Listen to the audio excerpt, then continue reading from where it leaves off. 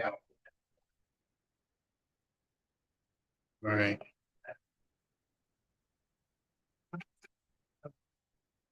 Good evening, everyone, and welcome to our work session for Monday, September 8th.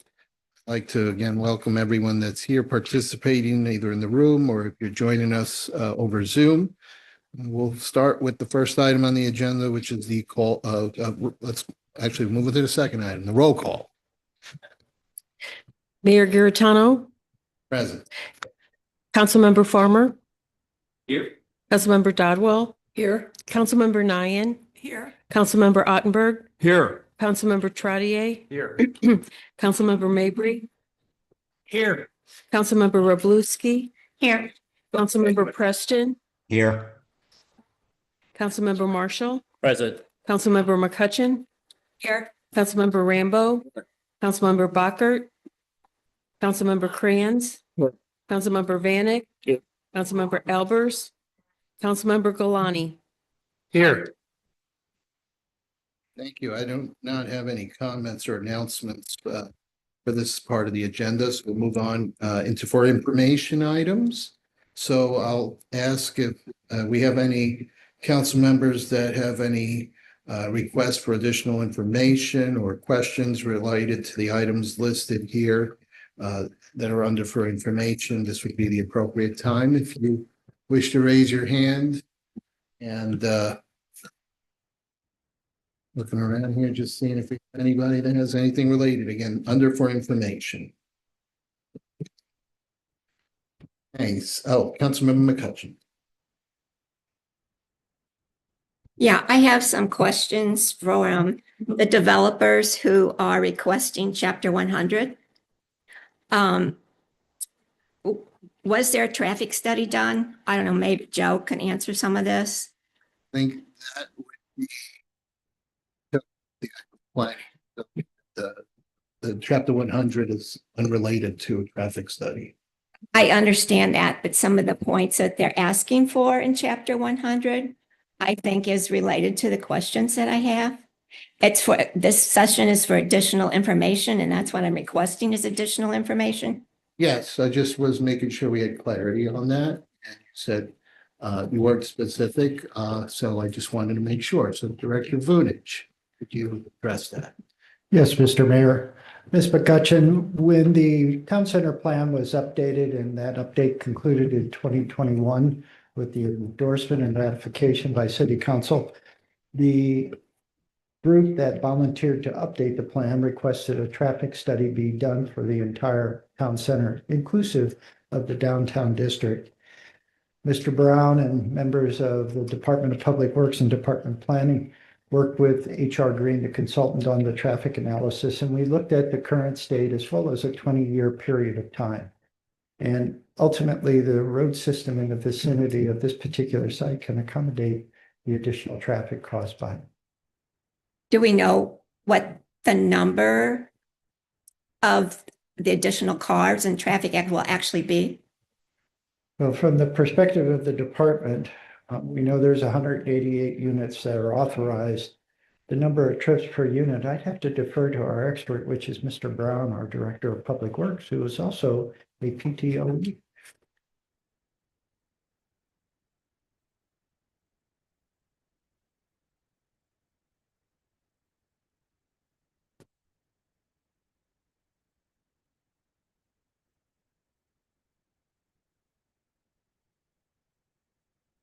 Councilmember McCutcheon, I was just talking with Joe, and Joe's, I believe his memory has lapsed in terms of the development itself. I was reminded we did do a traffic impact study for the actual development in addition to the prior study that Mr. Vunich had referenced. So there was a site-specific study that was done for the development. And what will that development add to our traffic?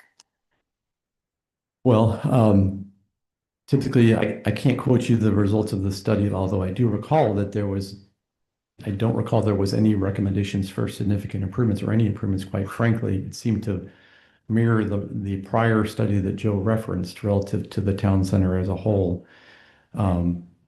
If you want a number, Joe was getting ready to reference, I think, the general number of trips per day. per unit. For single family homes, it's usually around 10 trips per day, but that's not necessarily applicable to apartments. I can certainly provide you a more accurate number if you'd like, or we can certainly pull the actual traffic study if you'd like to reference that. Yeah, well, I'm asking because I've gotten a lot of comments, and out of our master plan update survey that we did, one of the key points was traffic volume. So that's the reason for my question. Is what kind of impact is that going to have on our traffic volume? All right. Any other questions or comments related to for information items? Councilmember Ottenberg.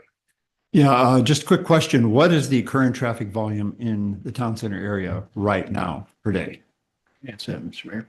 The city administrator says he can answer that. Thank you, and correct me if I'm wrong, Mr. Brown or Mr. Vunish, but I do believe that study that we conducted, it was back in 2018, it was about 22,000 cars per day.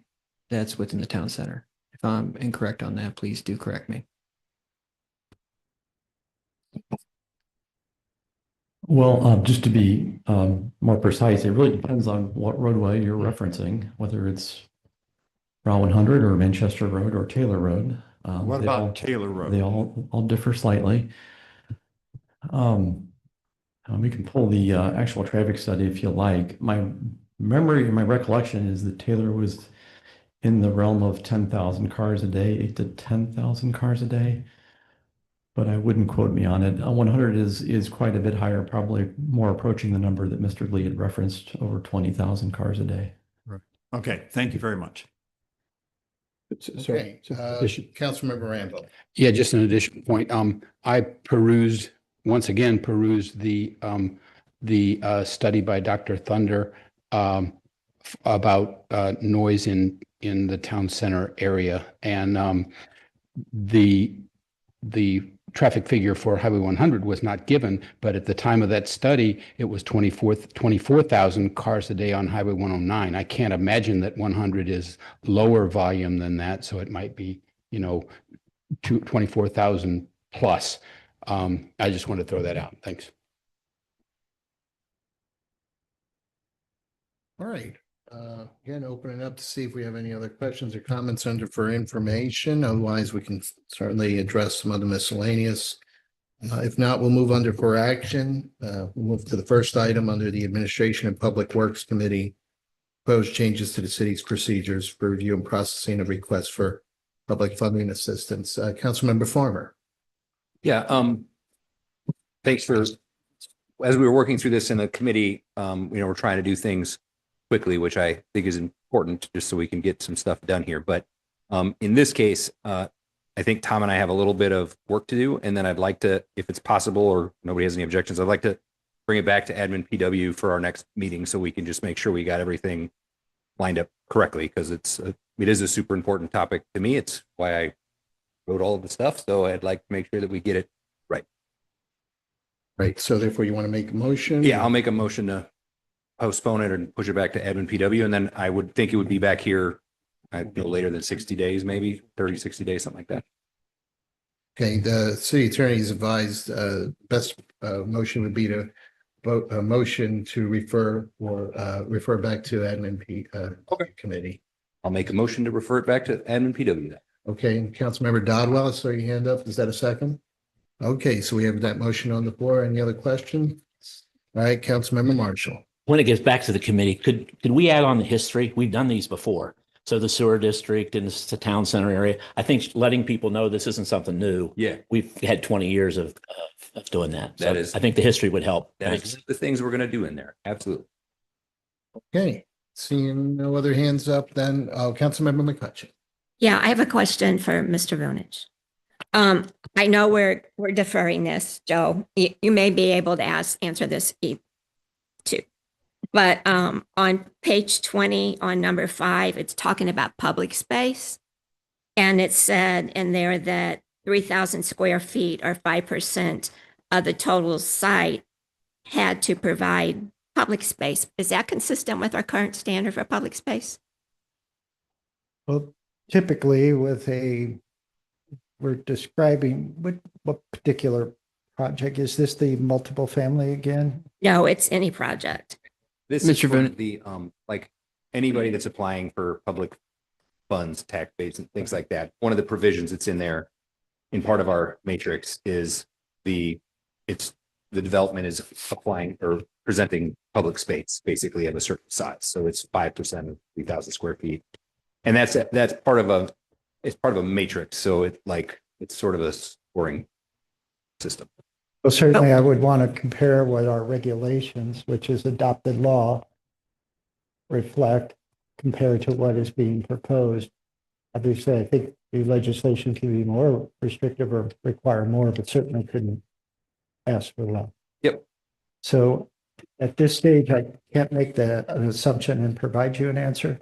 But if you ask the development community, our current regulations relative to public space are pretty robust. From the standpoint of just a typical single-family dwelling, it's almost 1,800 square feet must be dedicated. So with just 10 lots, we're almost at a half acre of public space with improvements. So when this was all done in 2006, we took into account quite a number of factors as well. Thank you. Okay, did see someone else had their hand up. Was Councilmember Dodwell, did you wish to speak? Okay. So seeing no other hands up, then we have that motion on the floor. Take a voice vote. Sure. Could you go ahead, Connie? Refer back to admin PW. Okay, For motion to review. Refer back to admin people. That is correct. Yes. All right. Then seeing no other hands up, I'll voice vote. All those in favor, please say aye. Anyone oppose or abstain? All right, that motion passes. We'll move on. All right, next for action, we have B1. Which is under Planning and Parks Committee expansion of holdings Rock Hollow Valley. Director Brunage. Thank you, Mr. Mayor. Mr. Mayor and members of City Council, I do want to acknowledge and partially apologize. This particular item seems to be moving at light speed relative to most typical government processes here in the city of Wildwood. And that is partially responsible to our partners, which in this case is the Open Space Council of Greater St. Louis, St. Louis County, and Great Rivers Greenway to a limited extent. As was described at the meeting in August, a particular property is available for sale on Ridge Road. That property is approximately 80 acres in size and has been on the market for an extended period of time.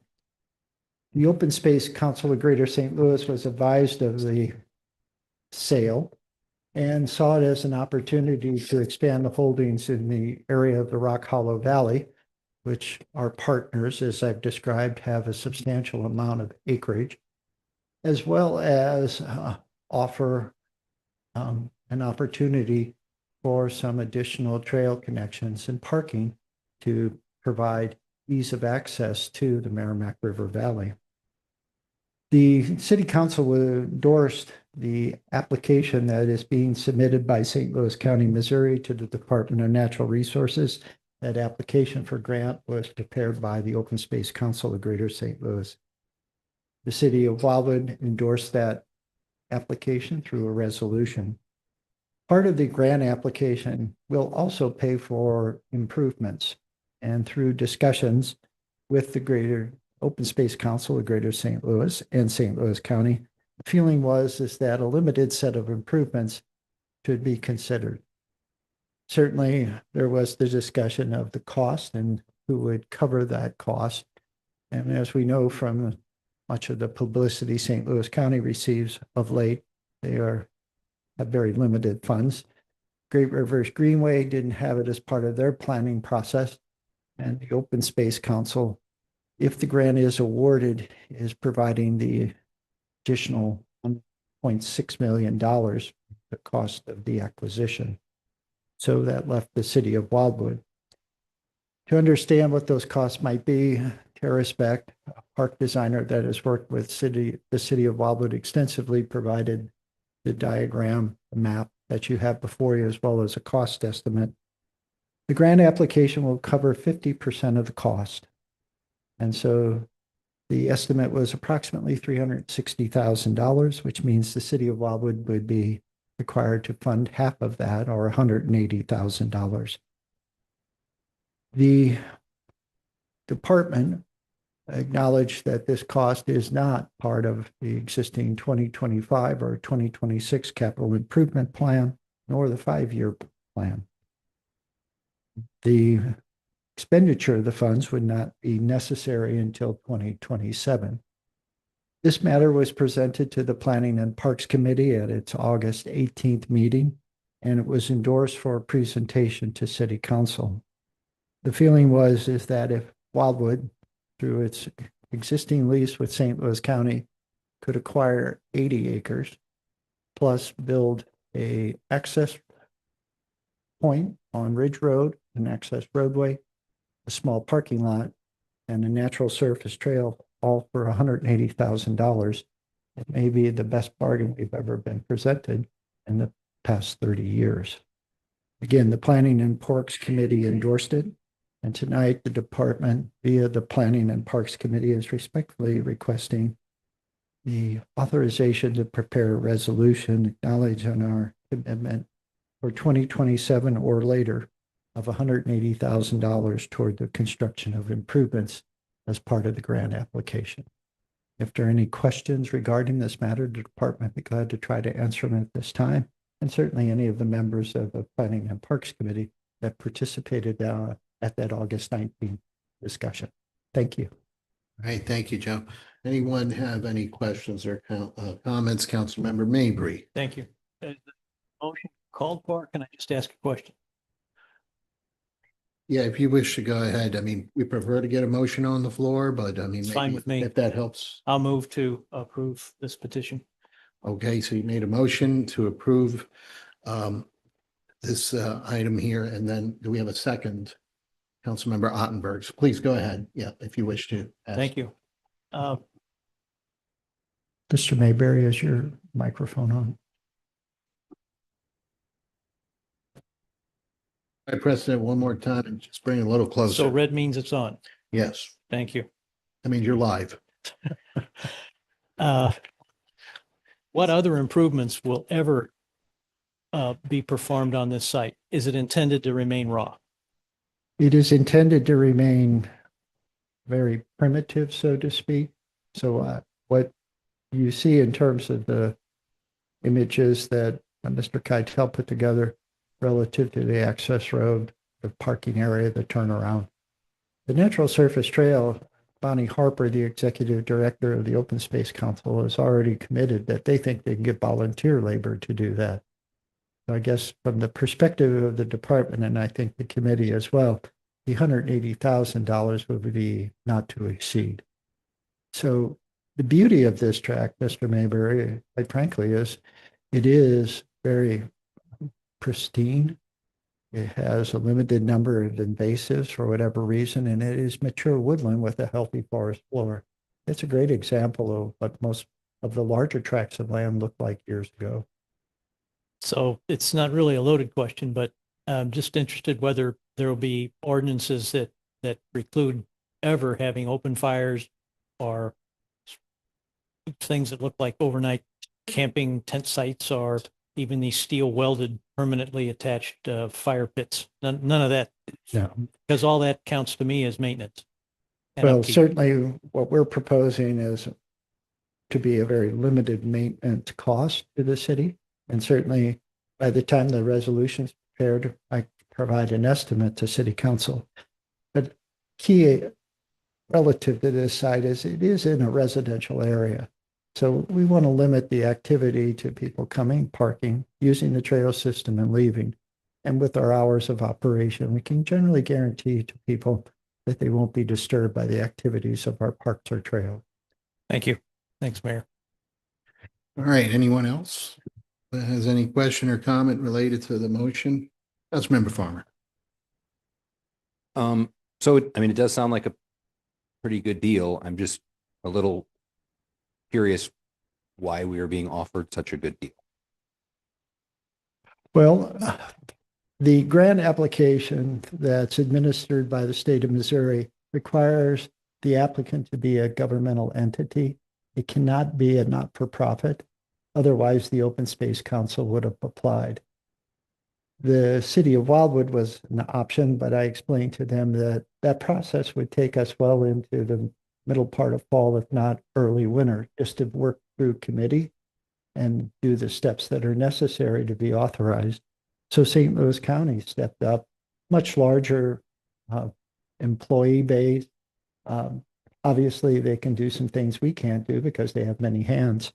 So St. Louis County applied. They made it clear they don't want the property for maintenance purposes. And so they contacted the county councilor. The county councilor said that through their charter amendment, if any transfer of property, park property is made or a change in ownership, there has to be a vote in the county. Since we already have an existing lease for Rock Hollow, and this would be contiguous to that area that has the existing lease, they felt that they could do just an amendment of the lease and add it to the city. We would cover the maintenance costs, but I can guarantee you what you're looking at again is a minimum set of improvements. And relative to the natural single track trail, this require very, very limited maintenance per time. Well, I mean, I would just ask, I guess, if we're voting to prepare a resolution, which then comes back next month, right? Yes, sir. So I mean, I would feel better if we could understand what those levels of maintenance are currently and might be. I mean, we're looking at some parks now where we're looking at relocating where trails go because of watershed issues. And then also, we're working very hard in committees to kind of better organize our capital improvement structure and how we budget those things. And so that's not to say that, when somebody shows up with like seemingly a really great deal, we shouldn't be able to move on that. But usually when things like this come, it is at some level of a cost outside of the specific amount of money they're asking for up front. So I just want to make sure that we know what we're getting into, because we've run into some situations of late where we planned on one thing and then something quite different winds up happening. Right. And I certainly understand that. In the resolution that was endorsed and acted upon by City Council at the August meeting, the department was clear in its preparation that there would be no cost relative to acquisition to the City of Wildwood. That was signed by Mayor Garitano, submitted to the Greater of the Open Space Council, and submitted as part of the grant. So it's clear to everyone. The acquisition costs more. It's got to come from somewhere else other than the City of Wildwood. And in terms of this resolution, if the motion is approved tonight, the department would ensure that, as I've said, that the extent of our commitment to improvements would be that not to exceed $180,000, and that it would not be until 2027. So we could better, I'd like to think, do a better job with the committee and City Council of kind of integrating it into that year or a future year. The acquisition is key. Once we have the property, we may have time to do the improvement. That may be something we can work together on with the partners to ensure that when we do it, we have the funds and the funds are readily available. So when this purchase goes through, who actually owns the land? St. Louis County, Missouri will own the property and they'll lease it under that long-term agreement. Rock Hollow is on a 25-year plus automatic 25-year renewal. So we're probably somewhere around 15 years. So we still have another 35 years of lease time on Rock Hollow. Okay. All right, Councilmember Marshall. Joe, I think would be a good long-term project. What would happen if the county decides, they're so hard up they can't take care of Clayton Road that suddenly they're going to start selling lumber off all of this property that's been leased as parks? Is there a stipulation they can come back to you and say effective January 1st? And we dealt with that before the incorporation. They've cutting trees down everywhere. So, well, as part of the lease agreement, there is, and this was done by the city attorneys, that any activity that we do, they need to authorize and vice versa. So if they were to proceed forward with, let's say, a harvesting program on a property, we'd have to authorize that, which means we as the city council. Okay, anyone else? All right, we Thank have- you. Thank you. So we have that motion on the floor that was made by Councilor Mabry, and I believe we had a second by Councilmember Ottenberg. So seeing that there are no other questions, I'll take a voice vote. All those in favor, please say aye. Aye. Opposed or abstain? Right, motion passes. Okay, so that concludes under for action, and now we'll move into miscellaneous. There are no receive and file items, and we'll move on to the second item, which is the presentation by the city's consultant, MIG, on the historic preservation. Mr. Mayor, if I may. Mr. Mayor and members of City Council, as you are aware, the City Council approved at the start of the year a contract with a consulting firm out of Colorado to do the city's first historic preservation plan. That particular consultant hit the ground running right after the contract was signed in January and has been doing their due diligence over the first part of the year, finding out what we do, how we do it, all the background materials, and most recently held a series of forums and an open house to kind of gather additional information.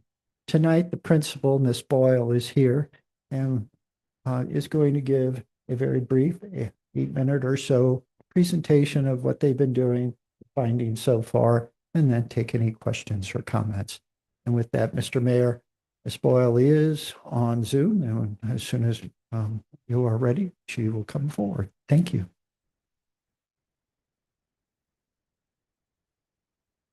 All right.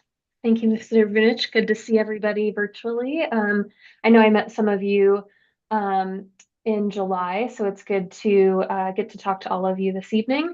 I'll go ahead and share a handful of slides as mentioned, and then happy to take any questions.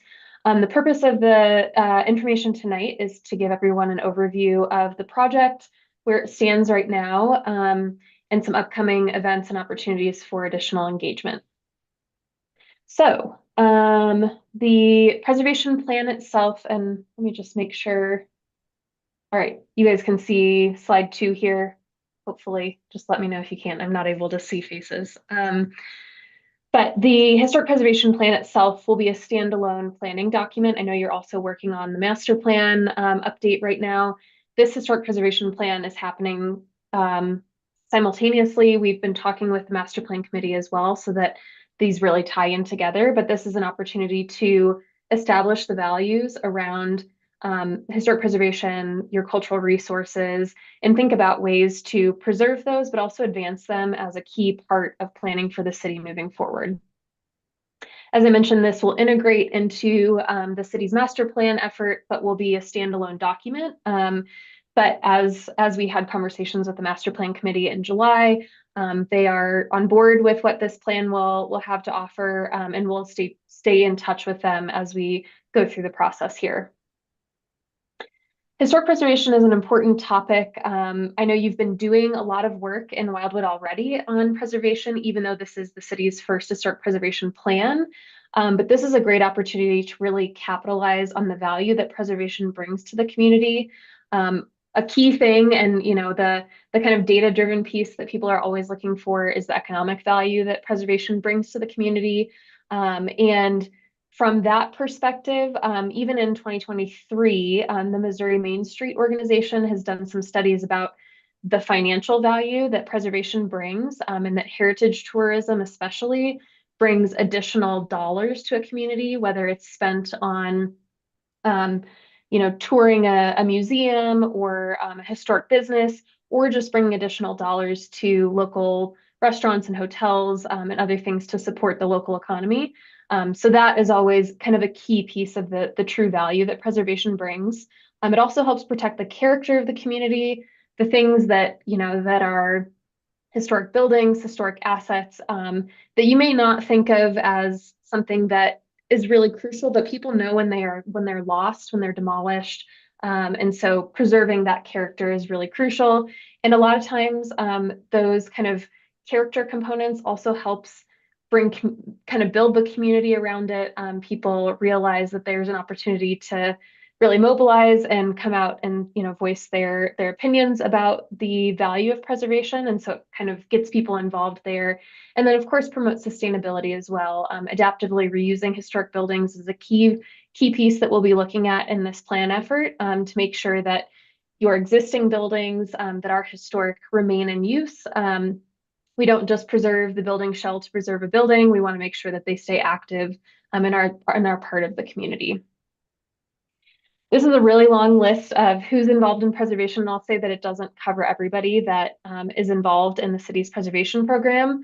The groups shown here are a handful of the folks that we've talked to so far, or folks that we plan to still connect with. I'll mention a few of them here in a couple minutes, but this is just to say that preservation is something that has to be done collectively. It's not just the city, even though this is a city historic preservation plan. This is something that you really need to have full support of the community from a range of perspectives, regionally, statewide, nationally, to make sure that it's getting implemented. This is our project schedule. We are generally in phase 3, which is moving into draft 2 of the plan, getting to a fuller completed draft. You'll also note that Celebrate Wildwood is included in phase 3. From here, we'll go into phases 4, 5, and 6 that lead to additional versions of the document, more opportunities for engagement, and then really fine-tuning the plan as we get there. So wanted to just do a quick mention of some of the ways that we've engaged with people so far. Mr. Vunich mentioned that we've been doing our due diligence and researching, things that you're already doing. As part of that, we also have been talking to as many community members as possible to understand their thoughts about preservation, how they might want to be involved in the future, and ways that we can kind of tailor the preservation program to fit with the community desires. So we've had a variety of outreach methods. The first was this online survey, which received about 200 responses that was closed late spring. This built on a survey that you already had open earlier in the year. We added a couple questions, kept it under 10 questions total though, and had about 5 or 6 key questions and then a couple demographic questions. The Music on Main event that happened in June was run by HPC members. We had about 30 to 50 people stop by, and you'll see that mapping picture there. It was kind of the first opportunity to test this question of favorite historic places in Wildwood. It really gave people the opportunity to think of places that should be celebrated, ones that have been lost, but should also still be recognized, and then ones that might be threatened or potentially lost, kind of at risk of being lost, and so wanting to think about ways that we can save those buildings in the near term. We continued asking some of those questions moving into the community open house that was in late July. We had about 50 people come there. There's a short presentation at the beginning and then a lot of material for people to review. You'll see in the top right corner that people were reviewing information about the historic communities and then continue to ask questions about those historic resources that should be celebrated, that are at risk of being lost or have already been lost, and then also starting to get at what the vision for preservation is for the city's preservation program moving forward. Also kind of during that same July time, we hosted a series of focus group meetings. 4 of them, my colleague Lori and I did in person. You'll see the categories listed there, that there were regional stakeholders, one focused on African American and Indigenous heritage, a Route 66 focused group, and then one with the Wildwood Historical Society. And after we had all of those meetings, we knew that there were still individuals that we wanted to reach that weren't able to come to the in-person meetings. So we hosted kind of a collective virtual meeting in August, and we're able to connect with a handful more folks. And that topic area, even though is noted here, that it really was a combination of topic areas and focused a lot more on the Indigenous heritage piece because we hadn't had as much conversation about that at the in-person meetings. We had about 40 participants collectively between those 5 focus group meetings, which was really great. We had a lot of really robust conversations and are excited about what people kind of had to offer as far as ideas and collaboration we're already seeing happening between folks that may not have met or don't have a chance to get together very often. And then the most recent event was the back to school party that happened mid-August. About 87 people stopped by the tent that day, which was great. We continued asking some preservation plan specific questions. Here it was tailored more towards the kids and so focused about the kind of top activities that might interest kids in the city's history. And you'll see here the top three noted were Zombie Road, attending a historically themed event, and eating at a historic restaurant. And there were also some other activities that happened at that tent to really get kids involved. One focused on the Zombie Road beanbag toss, and then one for the Essen Log Cabin kind of building challenge. So I really just quickly want to also mention one of our key initial deliverables so far, which will factor into the plan document itself, is the existing conditions report. This was something that, as part of our 30% draft 1 version, we submitted to the State Historic Preservation Office per the grant conditions. And so they have that, as well as an engagement summary to date and the plan outline. So they're reviewing all of that. We're continuing to work on components in the meantime, and we'll kind of continue to do so into draft 2, which will happen late this year. The existing conditions report we have divided into 4 key categories because you're already doing so much with the preservation program. We needed to capture that information. So we've divided it into 4. I'm going to go really quickly through these categories, and I'm happy to answer any other questions you might have about them. The first is program administration. This really touches on regulations, staff, designations of physical places, and other related documents to make sure that it's helping make the preservation program happen on a day-to-day basis. The preservation ordinance is really what establishes the program itself, sets up the HPC, has regulations in there, and so that is kind of the key piece of the program administration. There's also a lot of administration that happens with both Joe and Robin working on this very frequently. The HPC puts a lot of time into the program as well. And then, as you all know, there are liaisons on council. There are other folks that are involved regularly to make this happen. And that's both at the local level as well as at the state level with the Certified Local Government Program, the State Historic Preservation Office, and others that are involved. The designation of physical places is also a key piece, and this can happen both as individual places as well as districts. And so we want to just note that there are some individual spots that are designated, and then there are collections of buildings or sites that together have some sort of significance to the community that are designated. There's also, just to differentiate the local historic communities, these are not physical designations as far as in a traditional historic preservation sense, but they're recognizing the importance of these different historic communities. And those were kind of those big banners that there was a picture of from the open house event. The city has a lot of great information on each of those. And I know they bring those to a lot of events, and I know we'll bring them to some upcoming events as well. But just to distinguish that those are different from the designated historic structures. And with the program administration, I mentioned too that there are other planned efforts. So the master plan that you have ongoing will be an important part of this program administration component, as well as zoning districts, the state historic preservation plan, and guidelines and other documents that help kind of put this into action. Information and accessibility, as you probably can tell just from the title, is basically just how people get their information. And in some of the questions we've been asking folks, we have asked, what can we do to make this more accessible, more engaging? How do you get your information? Where can we put some information so that you learn more about the program regularly? One piece of this that I'm sure you all know a lot about is the Route 66 Revitalization Initiative. Talks about the roadside park that happened a couple of years ago, and then looking ahead to the anniversary, the 100th anniversary. So thinking through on ways to provide that information to people so that they can be involved in that celebration. Tools, incentives, and supporting programs kind of come in 3 buckets. The federal level, which often provides tax credits and grants to apply to preservation projects. The state level, which also kind of provides those funding opportunities. And then the local level, which can provide funding opportunities. Often that's where we find regulatory relief opportunities and technical assistance program opportunities to really round out that supporting program realm to make sure that it's not just the financial piece, but it's also making sure people have the information and the technical know-how to move forward with preservation work. The education outreach and partners piece is also really important, as I noted earlier, making sure you have a robust set of partners at the local, the state, the national level is really important to make sure preservation is happening on a daily basis, that you have people to collaborate with, and that it just doesn't rely on city staff and the HPC to make it happen.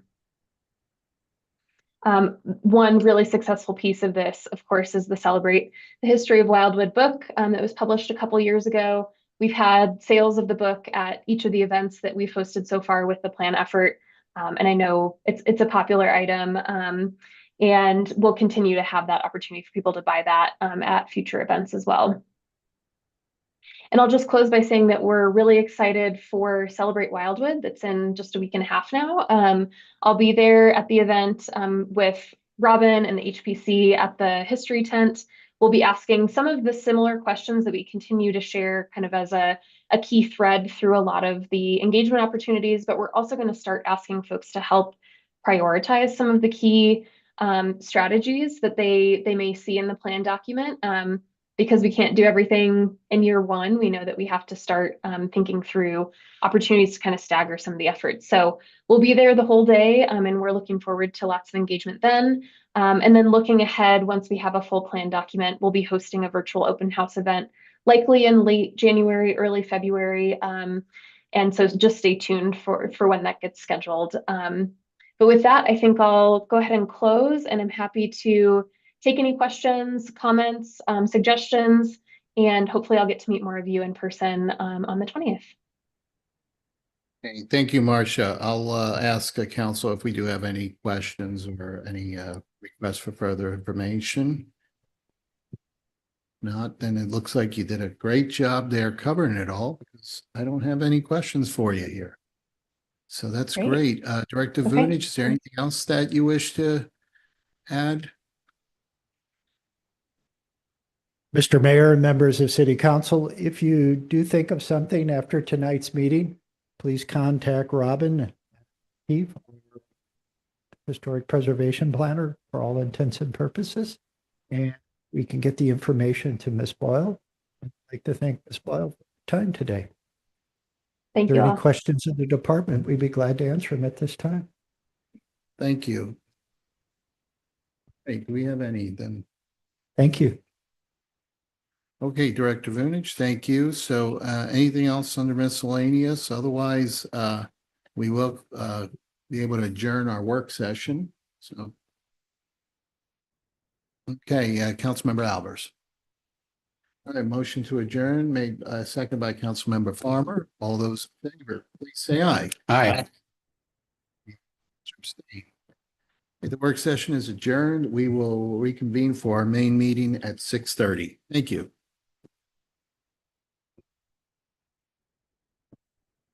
Mr. Preston, this is Travis. Sorry about that. Clicked the wrong button. Glad you got back in. Oh, no problem. I figured something like that happened.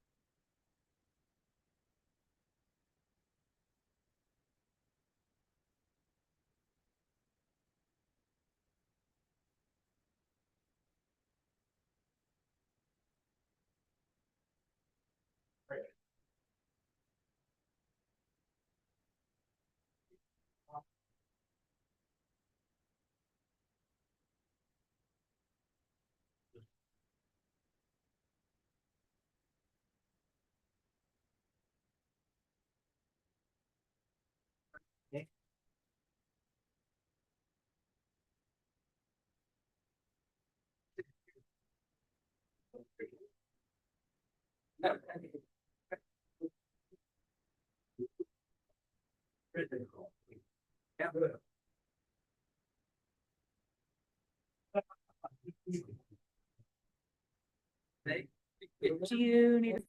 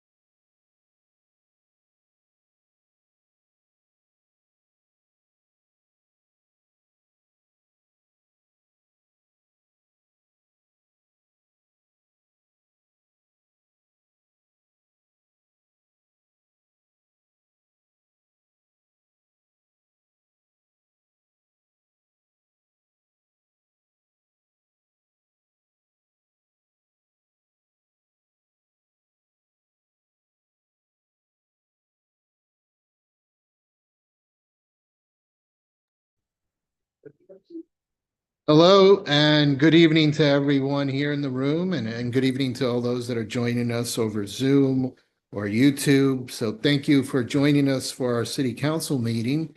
It is Monday, September 8th, 6:30. So we'll begin with our roll call. Mayor Garitano, Present. Councilmember Farmer, Councilmember Dodwell. Here. Councilmember Nyan. Here. Councilmember Ottenberg. Here. Councilmember Trottier. Here. Councilmember Mabry. Here. Councilmember Roblewski. Here. Councilmember Preston. Here. Councilmember Preston, anything Yep, I'm here. on your video? Councilmember Marshall. Present. Councilmember McCutcheon. Here. Councilmember Rambo. Here. Councilmember Bockert. Councilmember Kranz. Councilmember Vanek. Here. Councilmember Albers. Here. Councilmember Galani. Here.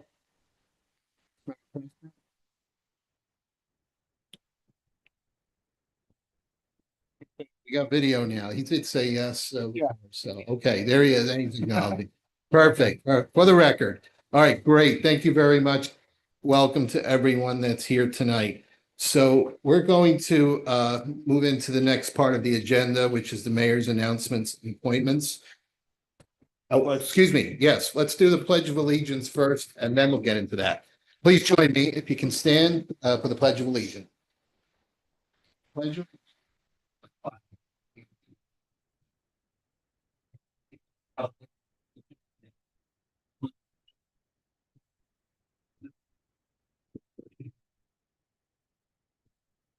Okay, great. Thank you. Well, now we'll move into mayor's announcements. I'll be stepping down and we're going to have two proclamations. So just be down in a moment. I'll ask Chief Krause to come up front and join me.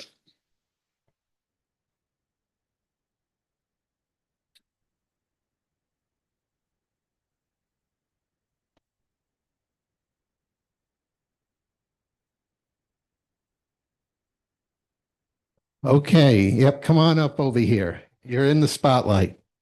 Can you all hear me okay? All right, this is great. Well, it's a pleasure to have Chief Mike Krause here because this is a special moment that we are honoring him this evening for his service to the community on his retirement. And I personally have gotten to know Chief Krause over the years. And for those of you who may have never met him before, I mean, truly one of the nicest, most genuine people you can ever come across. Someone who really would give their heart for anything that, you know, you needed.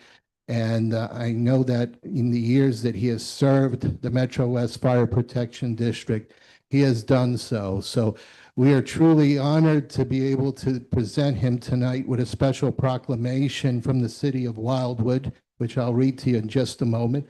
But again, we want to thank you and the council as well for joining us. So we're going to read this proclamation that we're presenting here. So whereas Michael Krause, a fourth-generation firefighter, has faithfully served in every position of a firefighter paramedic can hold since beginning his career in 1990, most recently serving as fire chief of the Metro West Fire Protection District since 2015. Whereas Chief Krause has earned numerous certifications and completed hundreds of hours of leadership training to effectively manage tactical operations and large-scale disaster response. Whereas Chief Krause has been instrumental in mentoring and developing the next generation of firefighters and advancing public safety education programs that benefit residents throughout our community. Whereas through his dedicated service and strong commitment to building close relationships with schools, community members, city officials, and business leaders, Chief Krause has helped define the culture of professionalism, quality, reputation, service, and trust that is Metro West Fire District.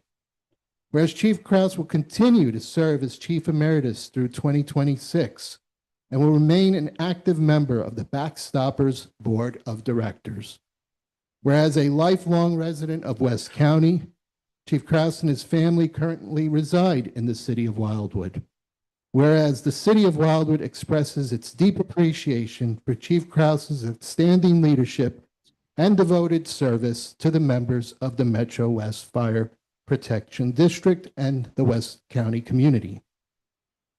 Now, therefore, it is hereby proclaimed that on this 8th day of September 2025, the city of Wildwood formally recognizes and honors Chief Michael Krause for his dedication, sacrifices, and exemplary service upon his retirement from the Metro West Fire Protection District. Please join me in congratulating Chief Krause.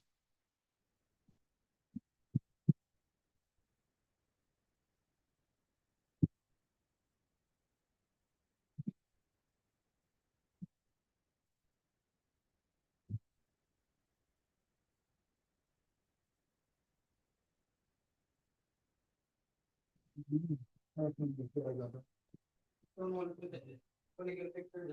going to see the Chief. Do you want to say a few things? Yeah, very brief. No, first of all, Mr. Mayor, thank you very much for the kind words and taking the time to formulate this proclamation.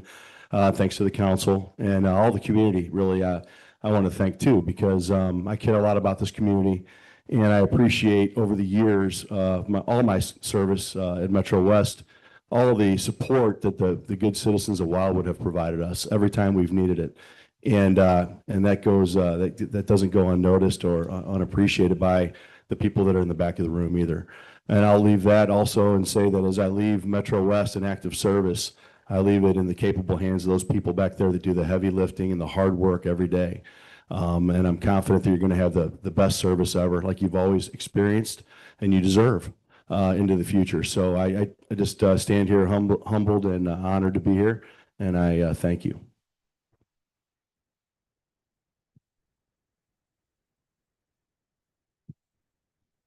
Thanks again, Chief Krause, for your service. I know that you're not going to go too far. I'd like to invite your family, if they'd like to take a photo here with your proclamation, and certainly the folks that are in the back that serve with Chief Krause. If you want to come up and take some photos, please join us as well.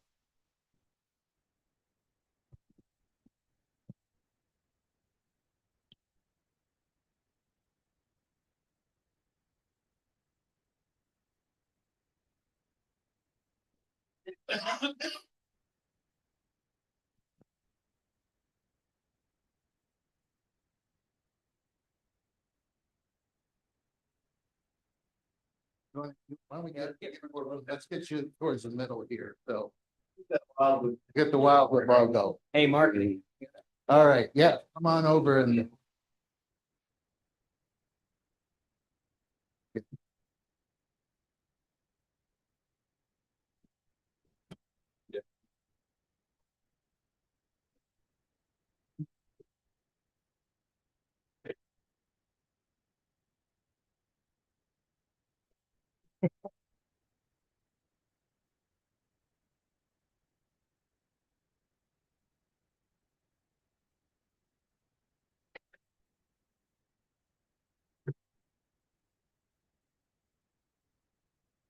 Right. Well, thank you very much.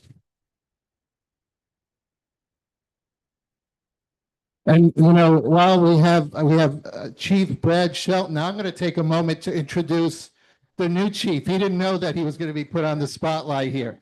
But I think it's great for you all to get to see Chief Brad Shelton, who has now stepped into this role and is going to continue to serve. I've known Brad as well for a number of years. I have great confidence in the work that the department's going to do. I know you're filling some big shoes there, but you've been ready for this. And so he's going to lead us into the future here. So thank you.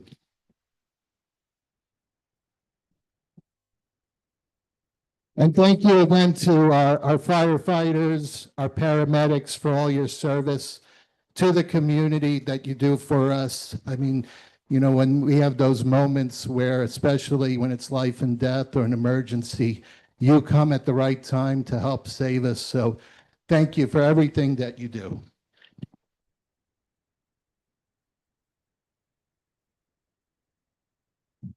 And paramedics, you're welcome to stay. These meetings do get exciting. So, you know, never know when we might need you. All right, we do have one more proclamation. So thanks again to everyone here for all the folks joining us. But this time I would like to ask Mr. Rick Brown to come up front. And Rick is no stranger to this city hall here because he works here every day. And Rick is our Director of Public Works, in case you did not know. So tonight we're honoring Rick for his years of service here as a Director of Public Works and City Engineer. And he has served our city with professionalism and excellence, utilizing his experience in construction, transportation, and traffic engineering to lead the Public Works Department in the day-to-day responsibilities, as well as achieving long-term goals. Rick is committed to the city of Wildwood, generously giving his time and efforts in making Wildwood his family home. And therefore, and I did miss one part, the reason too we're honoring Rick is because he started his service with the city March 18th, 2015. So this is his 10-year anniversary with Wildwood. So this is why we're honoring him. So therefore, it's proclaimed by the mayor and the city council of the city of Wildwood that this recognition is hereby extended to Rick upon his 10-year anniversary of his employment with the city of Wildwood, along with our sincere thanks and appreciation for his hard work and dedication to our community.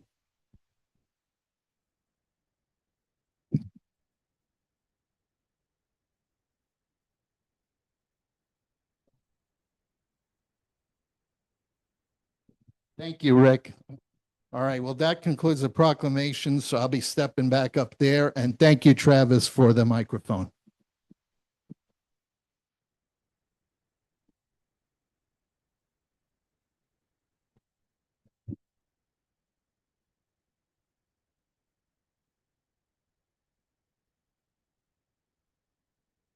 Okay, moving along in our agenda, appointments will be part of the consent agenda as well as the approval of minutes. So at this time, we will begin public participation. And we have several folks that have submitted a speaker card that wish to speak. So, Mr. Mayor, excuse me. point of order. I think many of the residents that are here tonight are probably here regarding the bill regarding the Chapter 100 topic. And I know that over the past week, I and a number of the council members have heard very similar questions on several aspects of that legislation. And I wonder if it would be appropriate at this point in time to have the city administrator clarify a couple of things regarding that Chapter 100 legislation that may go a long way towards answering some of the questions that our residents have prior to the public participation actually taking place. Is that an appropriate thing that we could do at this point in time? Well, normally, what I would say is we have public participation because there are speakers for various topics. Actually, and that's not the only one. But certainly the council does have the opportunity to address any questions after public participation. So if there is a question that's been directed. All right, very good.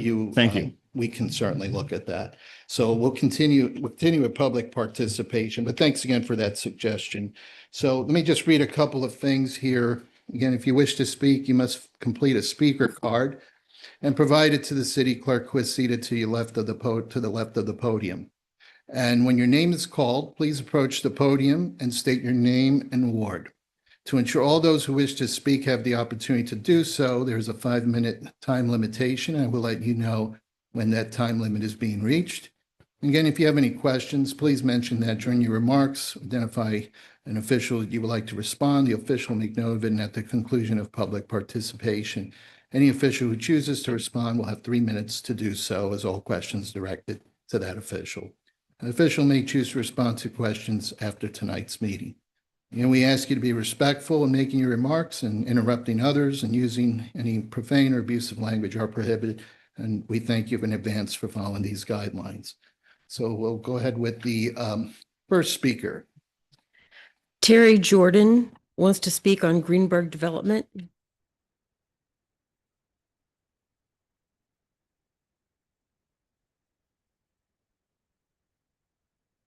Hi, I'll keep my comments under 5 minutes, definitely. This will be one of those words, hinky, as my grandmother would have said. I just feel like that the Chapter 100 request should be denied because I feel like it is going to set a precedent that now and then next year and the next several years, that as a city, we're going to be hit with it, let alone the people that have just recently done projects that want to come back and revisit this. And I think it'll set a precedent that will not be something we can ever come back from. And I think we should be against it. So thank you for your time tonight, and I Thank you. appreciate it. Thank you. All right, next speaker. Lauren Jordan wants to speak on Turnberry emergency access at Strecker Road.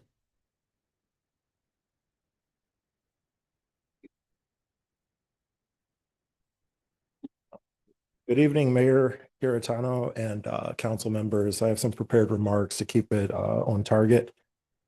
So I'll just read off, excuse the reading. We are here to show our continued commitment as Turnberry community to our community, which supports us very strongly, keeping our emergency access point at Strucker Road for the safety of our community and for the motorists that may otherwise be at risk if turning off of Turnberry Place Drive to make a largely blind turn onto Strucker Road. I would also like to note that we respect the council's time and service to our community despite the numerous issues that come before the council, so I will keep my comments brief, as I've already mentioned.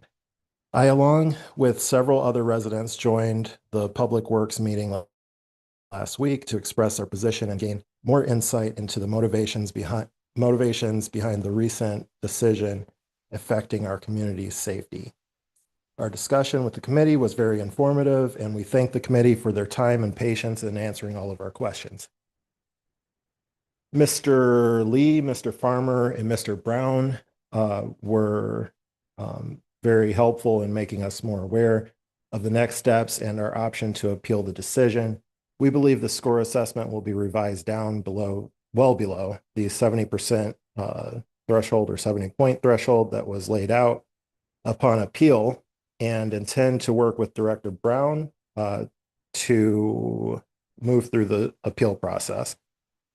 I am, however, hopeful that the council will offer more consideration and possibly reconsider their vote that took place on July 14th, I believe, which respectfully we believe was premature in the process, and we would like that be considered again, with all due respect. Further, let's see, excuse me. Yes. And also, we would love if you would consider the plan that we offered at the August meeting with the presentation, several little notes. We are committed to that as a community. We are actively speaking with all of our residents so that we can gain the backing for the funding. But we can't really commit to that unless we get some sort of signal from this council, which we are offering we're offering this commitment in good faith. We would like to work with the council. You tell us what's needed and we can compromise here as a community, to fulfill the goals of the council, which we understand is community safety. And we understand that, we want to present something that is to the standards of Wildwood. So I'll ask you two questions that I'd like you to consider for yourselves. Does this action help our community, not just Turnberry, but Wildwood at large? And then is it necessary to achieve your own goals? Finally, please take this opportunity to work with us as you continue to put Wildwood residents first. And I appreciate all of your time. I hope that I hear from you. My personal email is available. I've sent it to Mr. Mabry and Mr. Trottier. I believe all of you have a recent email from me back in August or end of July. So thanks. Thank you. All right, the next speaker. Bridget Fisher, Turnberry Place.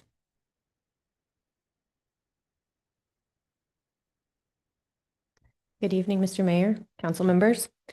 I am here to speak on behalf of the Turnberry Place neighborhood. We have heard what you have said about reopening the emergency access. We would like to keep that as an emergency access because we believe that the safety of the residents of our neighborhood is just as important as the residents of the remaining Wildwood. As stated in the Wildwood Gazette, road improvements are happening throughout Wildwood with your tax dollars at work on more projects than anywhere else around. These efforts mean safer, smoother streets for everyone. Spending the tax dollars to reopen the emergency access at Turnberry Place and Strucker Road is not spending our tax dollars to keep the streets safe for others. It states that it's a top priority and that when our streets are safe and calm, it means more freedom for kids to ride their bikes, neighbors to walk together, and families to enjoy being outdoors. We ask that you think about keeping our street just as safe as other streets in Wildwood, so the kids in our neighborhood can play freely, so our neighbors can walk the streets freely, so our neighbors can walk their dogs. Not only does it state this on this page 2 of the Wildwood Gazette, on page 5, page 6, there's another area discussing safe streets of Wildwood. So I ask you, council members, why is every street in Wildwood important to have safe streets except Turnberry Place? We ask that you keep our street just as safe as every other street in Wildwood and leave the Strecker entrance an emergency access. Thank you. Thank you. Okay, next speaker. Steve Scott wants to speak on Essen Log Cabin.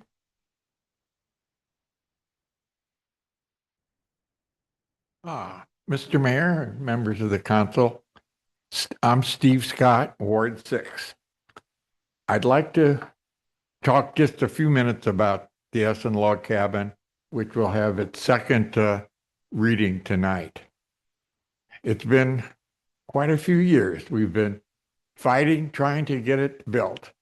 And finally, we've come to that point where we have a very qualified contractor ready to build it. It's gone through a long and difficult life through lots of steps, but I think it's come time now to please approve the contract for the reconstruction. All the logs are there. They've been tagged. They're going to go back the way they were. There will be new construction in it, but it will be the framing within the house, but it will be authentic to the original construction. The only modification will be the foundation, which will be a concrete foundation, which will last a lot longer, but will be completely concealed. So with that, I just ask for a positive vote on the Essen Log Cabin this evening. So thank you very much. Thank you.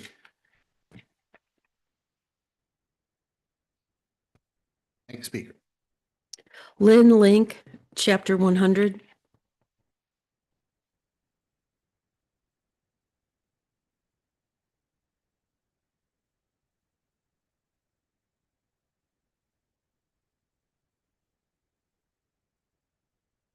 Lynn Link, Ward 6.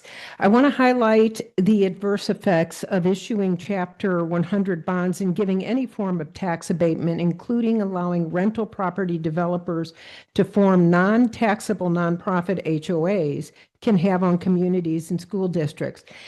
As citizens, we see our property tax continue to increase as residential tenants also see their rents skyrocket, and yet we pay them. It's not about not wanting rental properties. It's about not wanting to risk financial solvency of our municipality and school districts by using tax dollars in abatement to fund real estate developments for millionaires. It is imperative to know the full history of Chapter 100 bonds and of this developer, Tom Kamen, to see if his history adds any additional risk factor. Industrial development bonds date back as far as the 1930s, being used to entice industrial development to poor rural areas to hopefully increase the tax base. In 1960s, the Chapter 100 of the Missouri Revised Statutes was created specifically setting clear limitations of industrial, and that is the key word, revenue bonds. Section 100.010 of the Missouri Revised Statutes, subsection 2, defines facilities as, quote, an industrial plant purchased, constructed, extended, or improved. Subsection 5 defines, quote, office industry as regional headquarters and processing centers. Subsection 6 defines industrial development facilities. And obviously, these qualifying definitions do not describe the proposed Wildwood luxury apartments. The Missouri Secretary of State shows that Mr. Kamen is listed as registered agent for 75 Missouri LLC corporations and/or fictitious names, including apartment complexes in St. Louis and St. Charles County. These include Mia Rose Holdings, LLC, Bryan 364 Junction, LLC, Prairie Encore, Calco, and Wildwood Luxury Apartments. According to internet sources and ad, Mia Rose Holdings also owns properties in other states as well. According to various sources, including St. Charles County Assessor, Kamen has used taxable industrial revenue bonds to fund projects for years in St. Charles County, including Dardenne Prairie. Again, tax abatement, especially apartments, allow the potential of bringing in new students to a district without the necessary tax revenue funding to educate them. In 2023, Yahoo Finance reported that Moody's downgraded the Fort Zumwalt School District, thus making any loans necessary for improvements in the district more expensive. The Wentzville School Advocacy Group, Wentzville K-12 Diligent, posted a copy of a contribution agreement involving Kamen/Mia Rose, Dardenne Prairie, and Wentzville School District on their website. This document shows the city of Dardenne Prairie issued several taxable industrial revenue bonds for the Bryan 364 Junction Complex in 2021 in the amount of $60 million for their Prairie Encore bonds and another $68 million in early 2023 for the Encore project bonds with Calco. Page 3, Section 6 of this agreement indicates that the developer will agree to pay, quote, additional contributions with respect to requests for real property tax abatement for any future projects located within the district. And Section 7 indicates that they're doing this to, quote, withdraw any threats of litigation by the district relating to the projects and bonds and waive any claims in the district may have against the city, the developers, or the project. So clearly the district was adversely affected. Even if you can somehow get behind the legality of issuing a Chapter 100 industrial bond in this circumstance, the morality of using taxpayer money to fund a rich developer, the reality is there are adverse effects of not having a residential developer pay their full share of taxes to fund our schools. Thank you. 30 seconds. Oh, thank you. Okay. Thanks again. Okay, next speaker. Joe Crawford, Turnberry Place.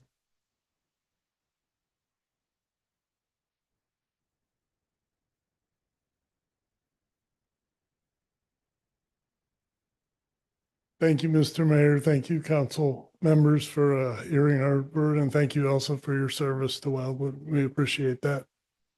I think Lauren and Bridget have really stated a lot of the feelings of the neighborhood and how we don't want the limited access reopened.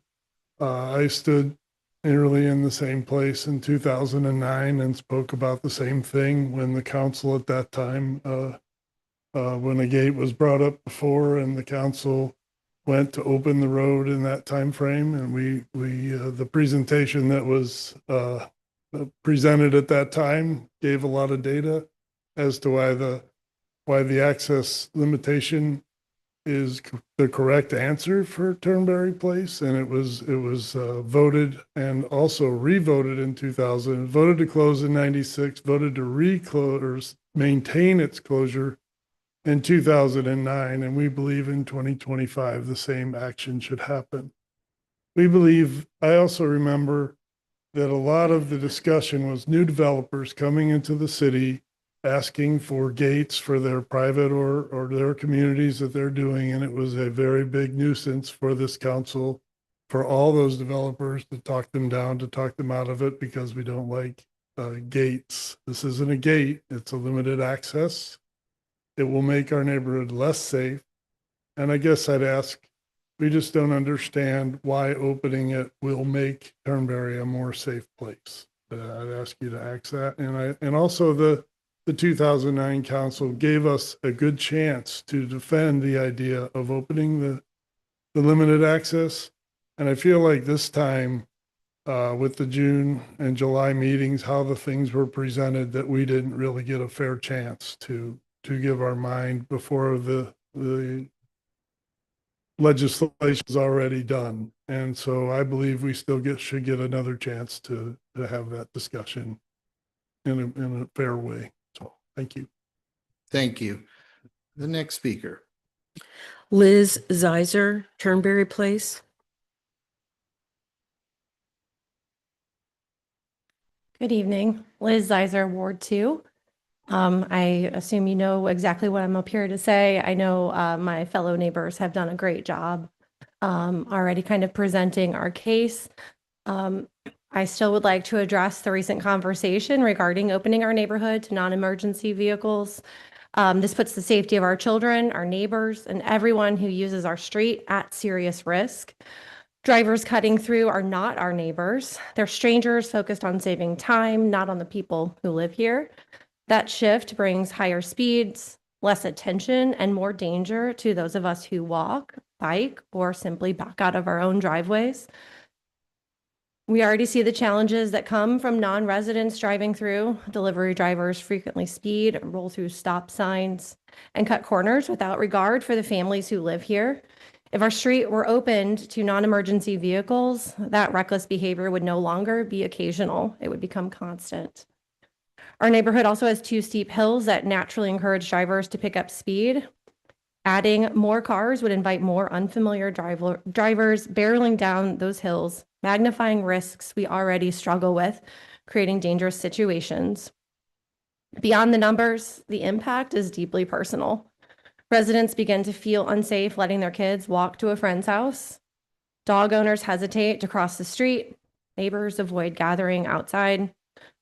Through traffic doesn't just bring more cars, it takes away the sense of safety and community that make Wildwood's neighborhoods so special. Opening our street would prioritize convenience for non-residents over the safety and well-being of the people who actually live there. Thank you. Thank you. Okay, next speaker. Ray Higgins, the Wildwood Apartment Complex.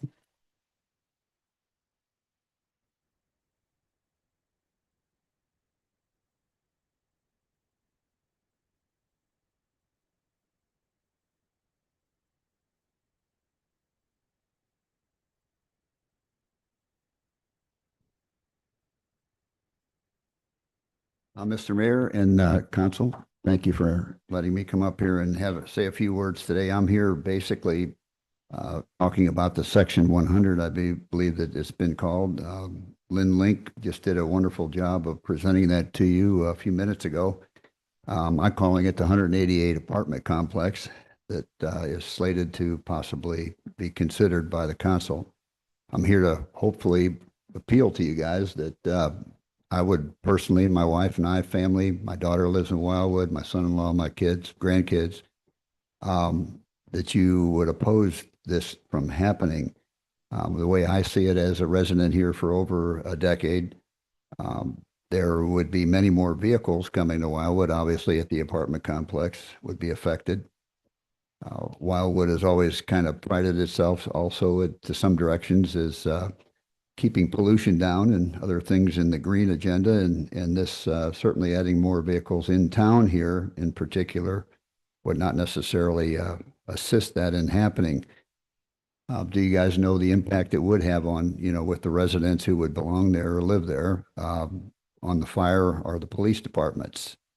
Just a question. You don't need to give me an answer on that.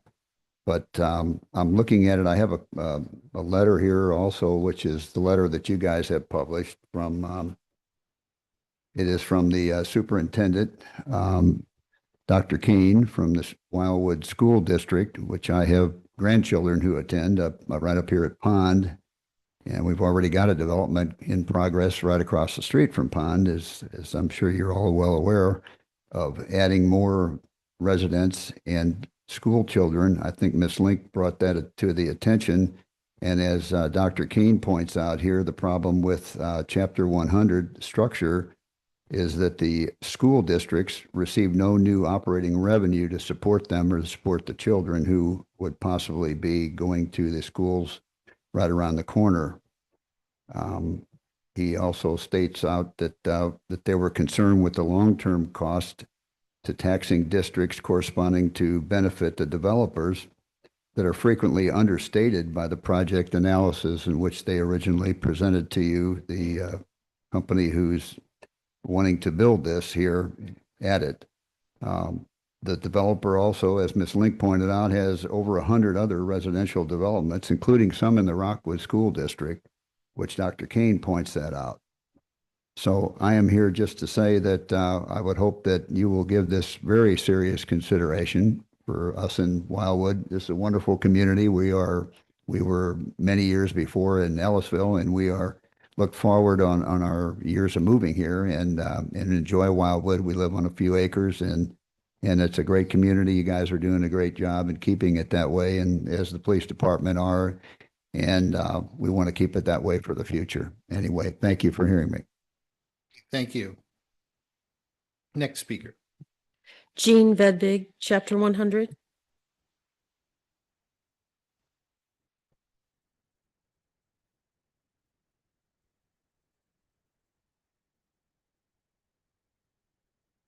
Jean Vedvig, 16709 Clayton Road, Ward 4. The reason I'm here tonight is the luxury apartments. And first, I would like to make a comment here. This very city hall that you're sitting in was approved for by the voters, the citizens of Wildwood. It was paid for by the citizens of Wildwood using taxpayer dollars. The city paid the cost. They did not take any taxes from any other district or political subdivision. The tax dollars that are being discussed with this Chapter 100 are not really yours to give away. They belong to the citizens. The voters of Wildwood should decide. This may not be required to go to a voter approval, but as a representative of Wildwood, you're obligated to seek voter approval. If this is approved, as it is, it will have serious deliberate impact on other taxing districts. First, of course, comes to mind to the $2 million to the school district. At a time when they are facing funding challenges, which come back to the taxpayers, eventually it comes all circle back, right back to us and to you. The Metropolitan Sewer District will be impacted. Love them or not, they're necessary, and we all just received an increase. Many other districts depend on the taxes you will affect. It is insulting and painful to think Wildwood must give away taxes for a for-profit developer. We have never been a desperate community. If you think about it, we are barely kissing 30 years old. We have our own city hall. We have a good police force, a remarkable fire district. We have our own community park, many other city parks, not one, but two major grocery stores, a movie theater, a hotel. We're home to Babbler and Rockwood reservations, many locally located schools, very convenient for our residents. We have ample schools. We are a growing community and we have a community college. Who would think that we would have a community college, a YMCA? I've lost count of the houses of worship. We have one of the largest and best trail systems in the state. We have the Village Green, which you're touting over here. We have our own public parking garage. If this was such a quality development, let them go forward. Follow the town center plan, not give them 6 stories high either, and have them pay for it. You pay for everything, you do it, your own home. We in this city have always paid all of our bills. Wildwood has always been lean and we have been fiscally responsible. We don't have to go to other places and ask for money, and we don't want to start that either. The city deserves a project that follows the town center guidelines so the residents will know what to expect. They deserve a developer who can fund his own project. Wildwood is a thoughtful, well-planned, prominent community. Why do you feel, I would like answers to these questions. Why do you feel the need to guarantee these bonds? And what will you do if the developer fails? What will you do? Wildwood is a premier, solid community, and we should demonstrate that in our execution of our responsibilities of this city. I really want to thank you, and I want to thank those who listened to me, and please take my comments to heart. I respect all of you, and I respect this community. Again, we're barely kissing 30, and we should be celebrating all of those assets. We're not a desperate community. Thank you, Mayor. Thank you. Next speaker. Tony Salvatore, ordinance 3005.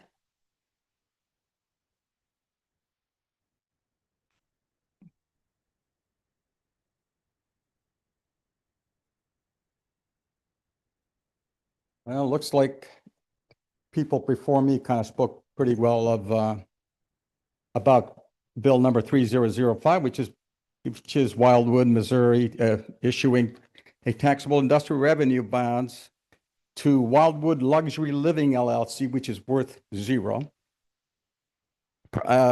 in the amount of $52,500,000.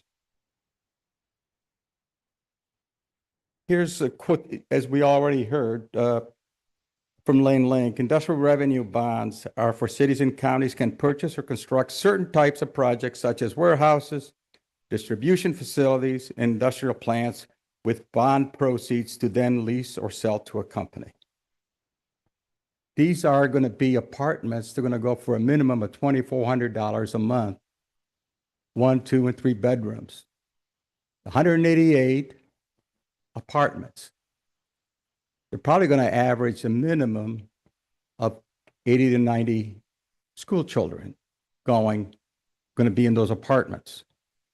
Why are we giving corporate welfare to these big corporations who have LLCs? So, and you can go ahead, go online, and in 10 minutes, you could do an LLC. It's not worth anything, it's just paper. Anytime they do a development, they do an LLC, so that if that LLC goes ahead and encounters problems of any kind, they will go ahead and file bankruptcy. It does not affect the main company. It doesn't cost them a nickel. And how are you guaranteed that they're going to pay you back? It's an LLC worth $0. Now, I talked to one of my Ward 2 council people, and I told them, that the city is going to go ahead and float bonds for this LLC. He says, no. They're going to go ahead and they're going to do a bond so that they can go ahead and guarantee for the construction of it. I said, no. Even they don't, you all didn't know this last time, what was all involved. Here it is. This is 189 pages, and there's more that wasn't in here, at least another 60 pages. So you got about 245 to 250 pages to read. Did you read them? Any of you all read them? Every single part? All right. Okay, the city of Wildwood should issue these taxable industrial revenue for in the principal amount of it 52.5 for purpose of providing funds to pay construction of acquiring constructing industrial development project. Now, section 2 of page 1 in this right here, so the city is hereby authorized to provide for the purchase and construction of the project. So the city is going to go ahead and do this project. There's more to it though. They're going to go ahead and do a lease. They're going to get $52.5 million bond and promptly give it to a company that's worth zero. Okay? It's going to be, this company is just an LLC. It's worth nothing. It's Wildwood Luxury Living LLC, Limited Liability Corporation. All right? And meanwhile, we're going to give them $52.5 million additionally. Tax abatements, no property taxes, except for the fire district, we'll get 100% for 10 years. Property taxes for schools, 0 to 5 years, is 0 for 5 years, and 50% from years 6 through 10. Additionally, when the city goes ahead and floats a bond issue, in this case, it's going to be a much lower interest rate. It's going to be around 5%, 4-5%. If this company, which is worth 0, goes out to a bank and says, I want a $52 million loan, now they're worth 0, they're going to say, we're not going to give it to you. Or if they go ahead and back it somehow, they're going to say a minimum of 12%, minimum, if even that. So they're going to save a tremendous amount of money. I mean, 10 more seconds. 10 more? Okay, can you give me an extra 10? All right, we'll let you wrap. That's fine, thank you. Okay, they're going to have much lower interest payments on bonds versus private construction, $4 to $5 million savings. No sales tax, at least $4 million, 8%. No sales tax at all. No sales tax on any of their construction equipment, anything. So they're going to save another $4 million. Read the definition of industrial revenue bonds, people, and they're going to go ahead. Schools, All right. 0. They're going to go wrap ahead this now. and it costs at least $5 million savings to them that they're not going to pay into the schools. All right, thank you very much. Thank you. Thank you. You know, this is a monstrosity. That's it. Time's It's a up. monstrosity. Time's up now. Thank you. All right, next speaker. Tom Kamen, Chapter 100.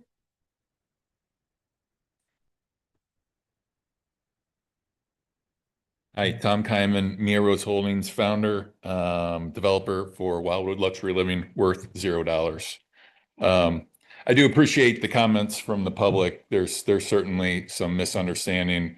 I wish that you all approved a $52 million bond and we received $52 million. And unfortunately, you all know, and we've talked about it, it's just not how this works. I do appreciate the commentary. I am proud of our resume. If you look us up anywhere, you will find no lawsuits, no legal issues, no complaints. Pretty clean for a developer that's been doing this for 10 years. And we do own that number of LLCs.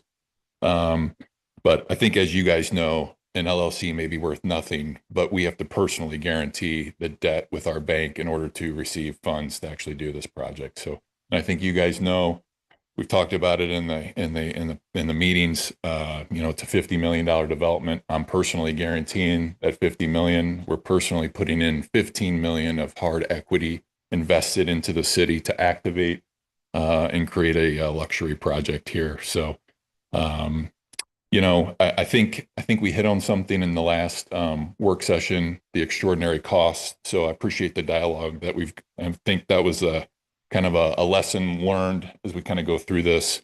There are extraordinary costs. I think today we're sitting at about 5.6 million of extraordinary costs. If you look at the net present value of what we're requesting, we're offsetting about 2.8 million of that. So it's about 5.6% of the total project costs. So, and I hope we've done an effective job of communicating what those extraordinary costs are. which are not typical for other projects of this scale and this nature. So I am here to answer any questions if we're getting into any dialogue. Happy to do that. Our legal team's here, construction team's here.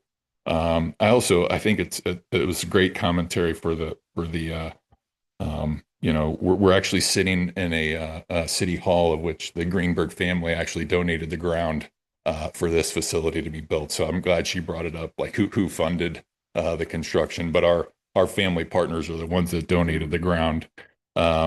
Furthermore, I think, we're also donating 2 acres to the city for public use, the future pickleball courts, things of that nature, which I think that's a pretty substantial donation. And then the bond issuance fee, I think we talked about that last time, that the city is collecting, which is great. So overall, really looking forward to the Wildwood celebration on the 20th. I think we've agreed that we would not start construction before that. So that's going to be great. Get that celebration done. We are looking to start around October 1st. So I think we're under tight guidelines. I think the Chapter 100 is very specific about when we need to be pouring foundations, when we need to start executing. So I was a little, disappointed that we didn't get the 2 readings done because, time kills deals. So as we kind of continue to expand this thing out, I went and talked to our bank right away, and I'm like, hey, we didn't get the 2 readings, need this to happen. Will you work with us? They did. The family's still, committed to the equity. So we're here. We're still looking forward to being a long-term partner with the city. So appreciate it. Thank you. Okay, thank you. Any more speakers? Okay, so it looks like we may have just one speaker online. So therefore, there is the raise hand feature. And if you do wish to speak, please just state your name and ward number. Again, we ask that you keep it up to 5 minutes.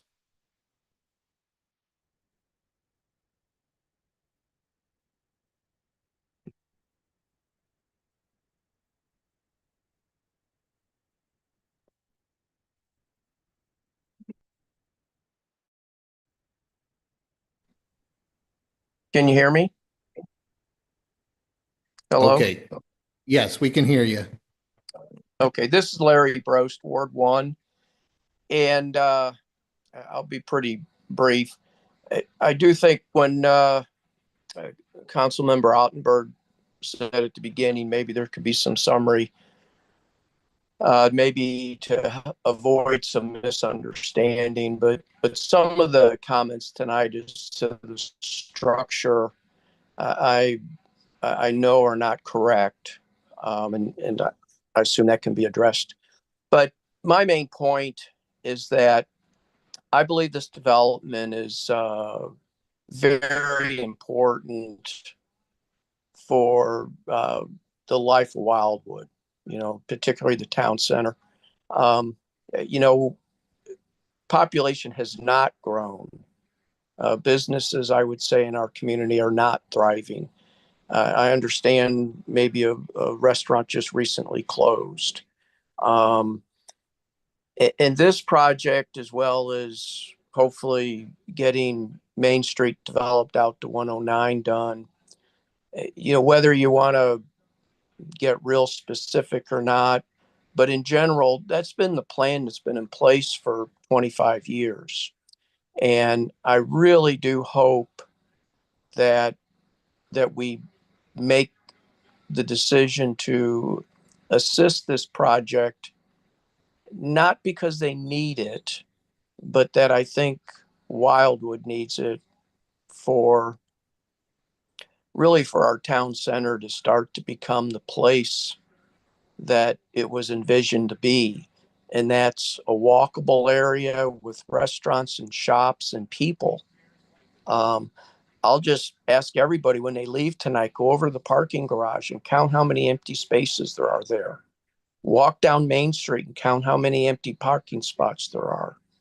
I mean, Wildwood needs people, or the town center is just not going to ever be a thriving part of what is otherwise a great city. So that's my comments, and thank you very much. Okay, thank you.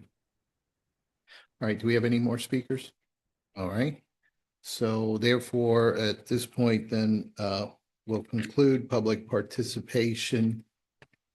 And I know that Councilmember Ottenberg, you had mentioned maybe addressing some items, but I think, you know, it's very likely to just get into discussion and probably just we'll hold it to the bill. I mean, if it's something you want to have the bill, if it's in the interest of the council to have the bill addressed now at this time, I'll certainly entertain that if there's interest to move it up. But you know, I think at this point, you know, we'll continue. No, that's fine. Whenever we have the discussion of the bill, I can ask maybe that those clarifications be made at that time. Okay. All right, great. So now we have, Councilmember Dodwell. Just real quickly, is it possible to make a motion at this point to move the bill up into public or into our second readings, or do we wait until that section? I will defer to our city attorney, but I believe that we've done where we've changed the order of the agenda. If there's Okay, no if I missed that, I objection, or if there is a apologize. motion and it passes, we can certainly do that. So it would be so city attorney. Yeah, if the council would like to take this item out of order, that's by motion, second, and a vote, it certainly can do that. Okay, do you wish to do that? Yes, sir. Okay, so your motion is to change the order and the agenda and move Bill 3005 next. Okay, and then Councilmember Ottenberg, you're seconded. So we have a motion to change the order of the agenda. Let's see if we can do this with a voice vote. All those in favor, please say aye. Aye. Anyone Aye. opposed or abstain? We have one opposed, therefore the motion does pass. So we'll change the order to move into Bill 3005. So we'll get. Okay, so we have Bill 3005 before the council. Is there a motion for a second reading of the bill? No, public participation is public hearing, but we're going to come back to that. Yeah, we'll come back to that. Yeah, and at this time, I feel, at least I don't see, do we have anybody that wish to speak on that item or? Okay, one speaker. So I'll look to see if the council wishes to proceed with the 3005 as we did with the motion. And then we'll come back to the regular order of the agenda, which will be the public hearing and then for that other item. That's fine. A little confused. So we're going to have a discussion amongst the council, We're correct? going to go right into Bill 3. Okay, That's the motion. because I want to make my comments. Yeah, Bill 3005. So is there a motion for a second reading of the bill, Bill 3005? That's the one that we moved now to the agenda. Okay, so you made a motion. Is there a second on the second by Councilmember Ottenberg? All those in favor, please say aye. Aye. All right, so we have Bill 30. Oh, yes. Okay. All right. Anybody opposed with the second reading of Bill 3005 or abstain? Okay, we have one opposed. So therefore, at this point, we'll move forward with the second reading of Bill 3005 before the council for second reading concerning awards. So Colleen, please go ahead and read the bill. Bill 3005, an ordinance authorizing the city of Wildwood, Missouri to issue its taxable industrial revenue bonds, Wildwood Luxury Living LLC Project, Series 2025, in a principal amount not to exceed $52,500,000 for the purpose of providing funds to pay the costs of acquiring, constructing, and improving a facility for an industrial development project in the city, approving a plan for the project and authorizing certain actions and agreements in connection therewith. All right, thank you for that. So we do have Bill 3005 before the council. At this time, if there's any discussion, this would be a time, Councilmember Kranz. I got a question and I want to make my comments. Did Mia Rose ever disclose the amount of their profits they're going to make during that 10-year tax abatement? That was not, no, they did not. And we did ask them, correct? We did request it. And from they them. failed to disclose their profits. They did not disclose the exact amount they were planning Okay. to make. I'm gonna give you my concerns and comments. Oh, my glasses. I'm against the property tax abatement in this bill because it takes funding from the Rockwood School District. Rockwood School District letter to the city sent a warning about Chapter 100, and that is my concern. Mia Rose Holdings has other Chapter 100 developments in the school district with more to come. And Dr. Kane advises Wildwood to use caution and to recognize Chapter 100 can hurt the community financially. Recent example in April, Eureka passed a Chapter 100 for an Aldi store. Aldi is a $50 billion corporation. And as a result, Rockwood School District will lose $40,000 a year for the next 20 years. Total loss of $800,000 for the schools, but a big victory for Aldi. Over the time, Chapter 100 will be chipping away revenue from Rockwood School District. Eventually, the citizens, you and I, will have to make up the difference created by Chapter 100. Chapter 100 also robs other taxing districts of their tax dollars, which, by the way, provide services to Wildwood residents and to the city of Wildwood. These services are county park maintenance, county roads and bridges, special school district, St. Louis Community College, MSD, the zoo, museums, and libraries. All will lose money if Chapter 100 is approved. As an elected official, I will never support a bill that takes funding away from our schools. It's not in my DNA. School funding should always be first, developer tax breaks last. And finally, I just want the public to know that Rockwood School District stands to lose $1.6 million of tax revenue to these developers. Council passes this bill tonight. $1.6 million at a time when the school board just announced a proposition on the November 4th ballot to raise your property taxes. In an effort to protect Rockwood School District from losing $1.6 million, I will make a motion to amend this bill to remove the property tax abatement. I've made my motion. So you've made a motion, and there's a second on the motion. I made by Councilman McCutcheon. So now we have the motion on the floor for discussion, if there is any. Otherwise, then we'll vote on the motion with the amendment piece, then we'll come back to the second reading. Any discussion at this time regarding that? So just go ahead, Councilman McCutcheon. Yeah, go ahead. I'm sorry. So voting on this amendment, that we're still going to have time to come back and make comments regarding the whole development?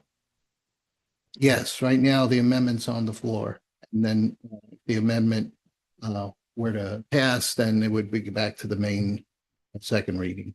And we will still be able to make comments? Yes. Thank you. All right. Yeah, city attorney has a question. Councilmember Kearns, just as a clarifying, when you say the abatement, we're talking about the real property abatement, not the sales tax exemption. Correct. I'll go along with the sales and use tax, which is about what, $1 million. I mean, I'll compromise with that. I'm just wanting to protect the schools and these other taxing districts from losing their income for 10 years. All right, again, the amendment on the floor, Councilmember Galani. Yeah, and speaking in regards to the schools losing, I keep hearing the word losing and stealing and all kinds of adjectives that are just factually inaccurate. City Administrator Lee, will you please confirm for us what the current tax liability on that property is today? Yeah, it is $1,947, and the school district gets about 50% of that. Right, but 1,000, how much again? When you take in the project site as a whole, it's $1,947 for. Let's just say $2,000 to round it to give a little extra. That's per year, right? That is annually. So over the course of the next 10 years, the Rockwood School District and all the other taxing districts are scheduled to receive about $20,000 in total gross tax revenue from that property, correct? That is correct if it's undeveloped. And if this abatement is passed, and the developer gets the 10-year abatement. They still pay Metro West, and the first 5 years they pay nothing. The second 5 years they pay 50%. And is it true that the 50% tax that they'll pay over the second 5 years is a little over $200,000 a year? Yeah, that's correct. Right, which is over $1 million. So over the course of 10 years, the taxing districts will receive over $1 million in taxes. If this doesn't go through and this project dies tonight, these same taxing districts will receive about $20,000 over that same period of time. So I'm having a hard time wrapping my head around where this whole we're losing money, we're stealing money. I mean, this project is infusing over $1 million of tax revenue into the schools and the taxing districts over that 10-year period with the abatement included. So it's math, guys. Like, you can't fix the numbers and claim that something is what it isn't. So, you know, once again, aside from the fact that this will bring more people to the city, vibrancy, economic activity, you know, one thing I'll bring up really quick, which we didn't talk about at the last meeting, is the fact that we have 4 vacant bank buildings in Wildwood. Okay. If you look around Ellisville, Chesterfield, Eureka, these other municipalities, banks are going up all over the place. Guess what? Banks go where there's people and economic activity. Banks close where economic activity and population are declining or remaining stagnant. So, you know, we've got a problem here, and this is the heart of downtown. And once again, the viability and merit of this project aren't up for debate tonight. So talking about whether they'll fill the apartments or what kind of stores and restaurants, that's not part of the conversation. It's strictly based on the tax abatement. And once again, it's dollars and cents. This abatement doesn't cost the city of Wildwood a single penny. It infuses a significant amount of additional tax revenue into these exact taxing districts that we're talking about. And it's not going to raise property taxes on any residents of Wildwood, like I've heard claimed online and in other forums. That's just simply speculation with no merit attached to it. So property taxes may or may not go up regardless of this development or anything else. And similarly with real estate taxes. So once again, I'm having a hard time, you know, embracing these arguments about the schools and the children. I'm all for the schools and the children and the taxing districts receiving what they need. But at the end of the day, there is no tax liability on that property outside of the $2,000 a year that's currently being paid. And if this development doesn't happen, that's not going to change. That $2,000 is going to remain intact, and that's what they're going to pay on that property moving forward. So to claim otherwise is simply factually inaccurate once again. So anyway, that's all I got. All right. Any other speakers? Councilmember Dodwell and then Councilmember Trottier. Okay, and put you on the list. Go ahead, Councilmember Dodwell. We've talked about this a lot. I appreciate what Councilmember Galliani just said. I also appreciate what the residents have said, but I'm concerned that the communication hasn't been very clear on what we're talking about here. We are looking at how to keep town center viable. We are looking for development that is profitable for the developer. We're looking for a development that brings people into the city town center. This whole town center has been designed on having an increased number of individuals in it.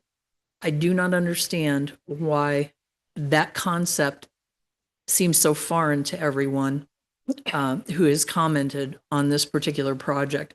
I will be voting for this project in order to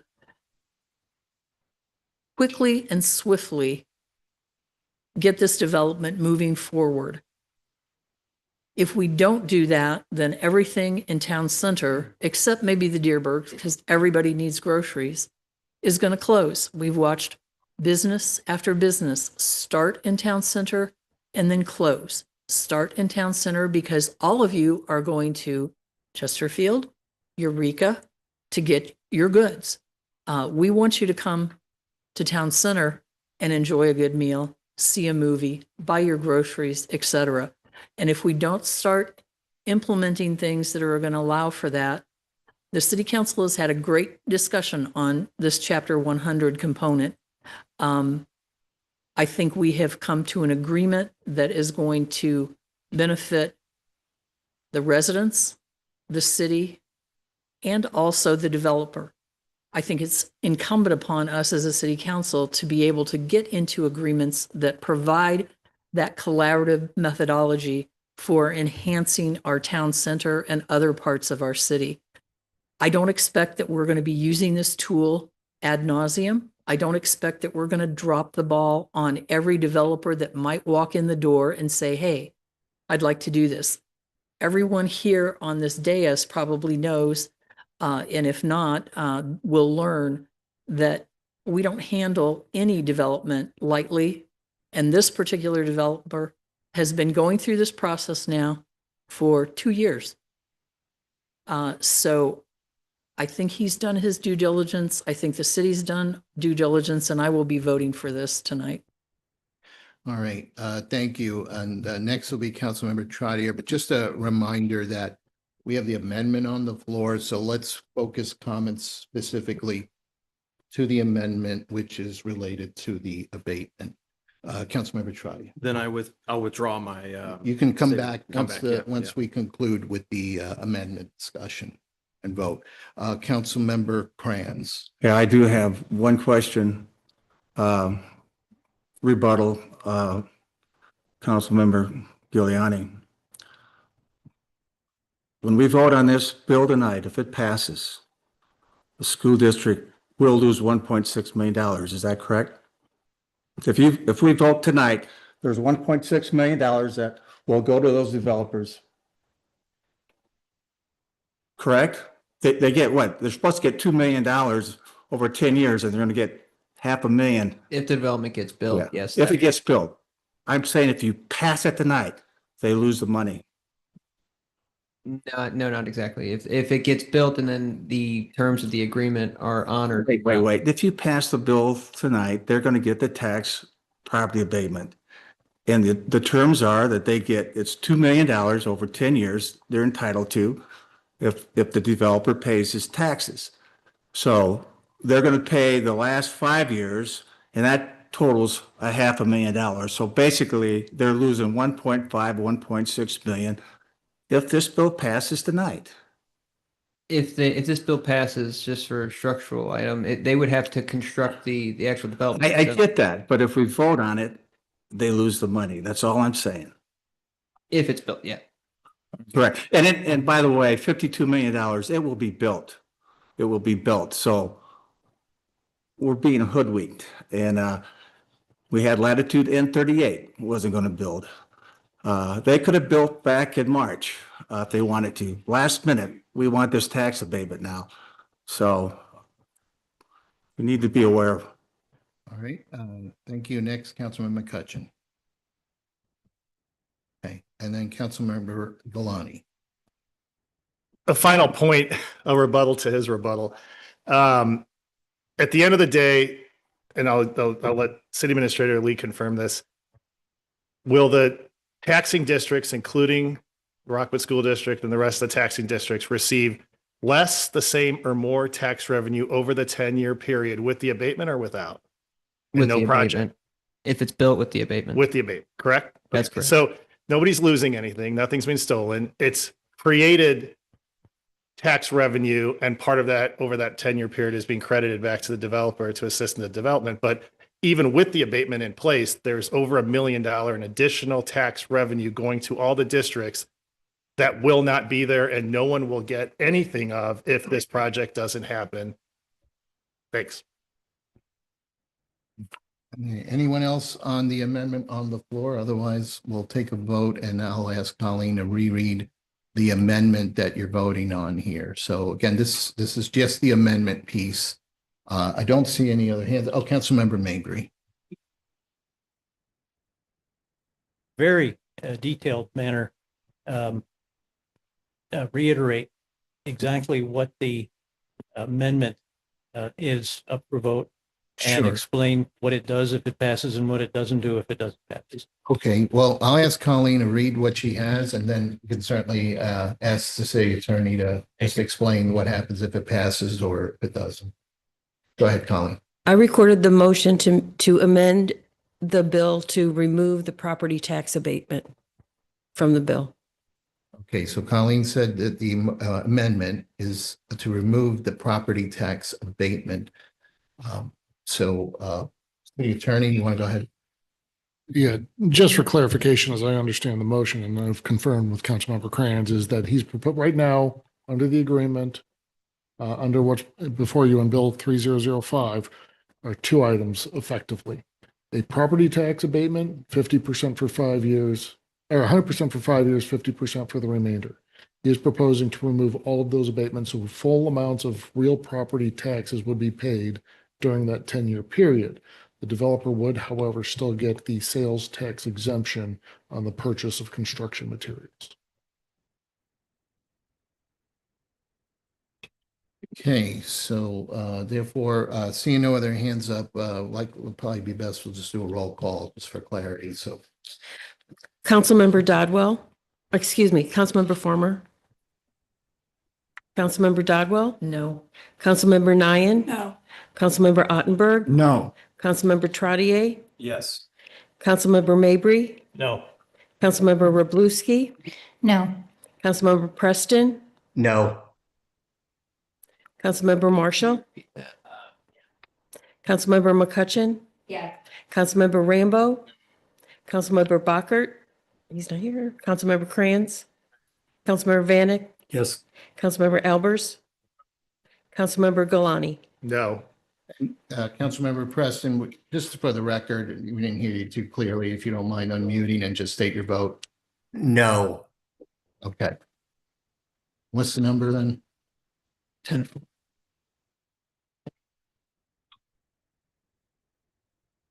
Okay. Okay, so the amendment fails. Now we're back to the main, the second reading that we have before us. So again, open for discussion regarding the second reading. All right, Councilmember Trottier. So one point of clarity, and I'll be clear, I am pro-development. I think development within the city of Wildwood is important. To address Councilmember Galani's point,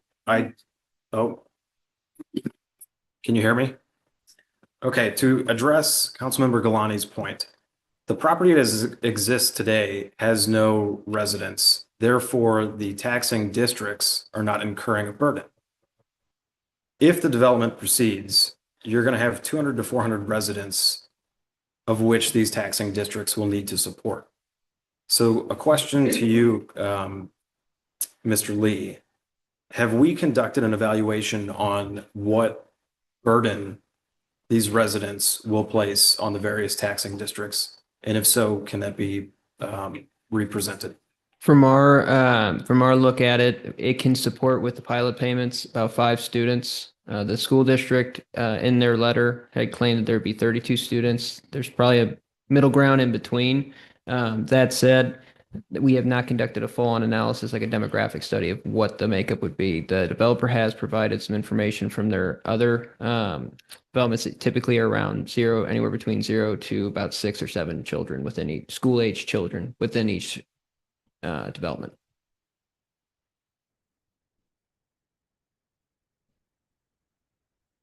There is no tax received by Rockwood years 0 through 5, correct? That is correct. So you're saying the tax revenue received years 6 through 10 would be able to cover support 5 students? Would be able to support 5 students for the course of 10 years, over the course of 10 years. Thank you. Yep. All right, do we have anyone else? Councilmember McCutcheon.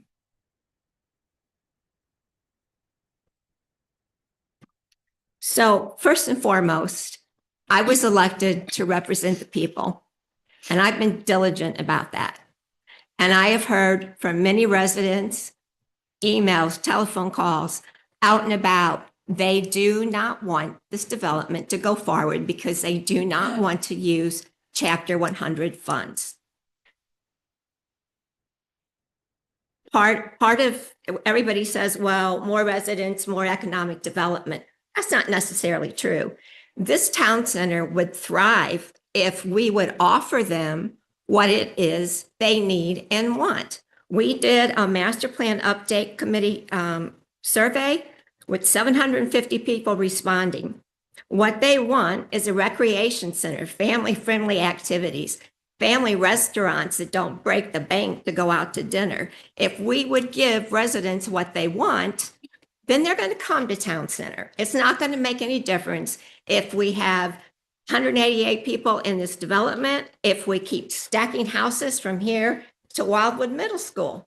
That doesn't make any difference. If we don't give them what they want, then they're not going to come here. One of the big items that they're wanting is a recreation center. If you give a recreation center, you bring the residents in and they access that recreation center, then they're going to be able to access whatever else is in town center. But you're going to have to give the residents what they want. What they don't want is to give a chapter 100. And you can debate all you want, but it is going to impact the schools, no doubt. The residents want less density. They don't want tall structures. And that came from the survey. So before I start that, Mr. Cohen's been a member of this community for a long time. Yes, he's done many things for the city of Wildwood. Doesn't apply here. We're talking about giving money for a development that could go elsewhere in our community, and that has been going elsewhere in our community, and it has not been negative because it's going elsewhere in our community.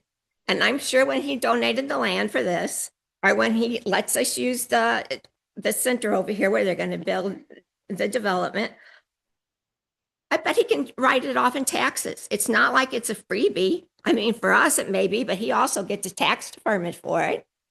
The pickleball court, we're leasing that property from him. It's not a gift. We're going to be leasing it. And what he has or hasn't done for this community is not relevant here. That's not what we're talking about. There's already been exceptions to this development. They're getting 1.5 parking spaces instead of 2.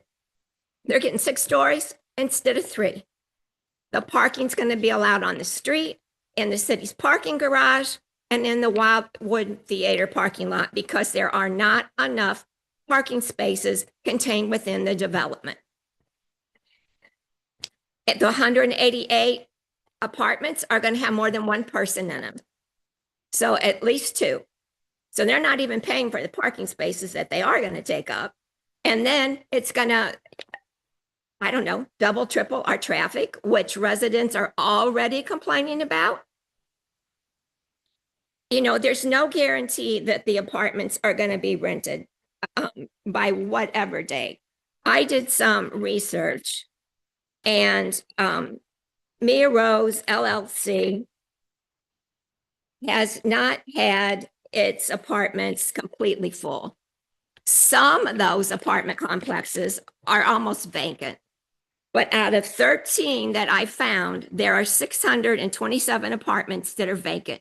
So we have no guarantee that when we build this development, if we go forward, that those apartments are going to be full. We don't have a guarantee.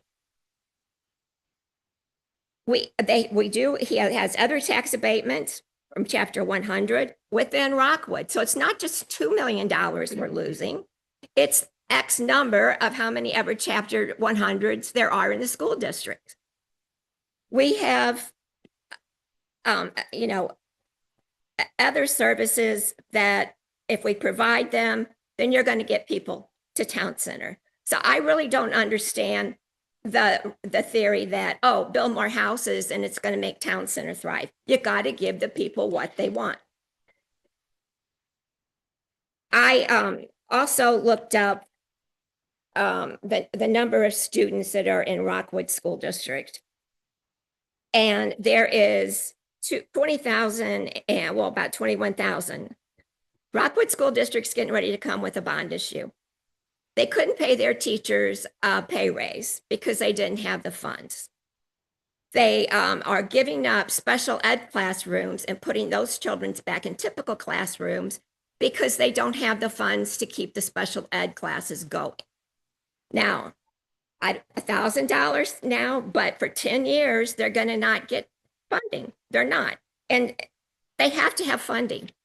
You know, it is our job as citizens, not only of Wildwood, but of the United States, to have an educated population. We need that for all kinds of reasons, for all kinds of jobs, you know, for a good, productive life. We need residents. Well, the federal government's decreased funding, the state has decreased funding, and now we're being asked to do a Chapter 100, not just one in the school district, but 2 or 3 in the school district. So how are we going to educate our students?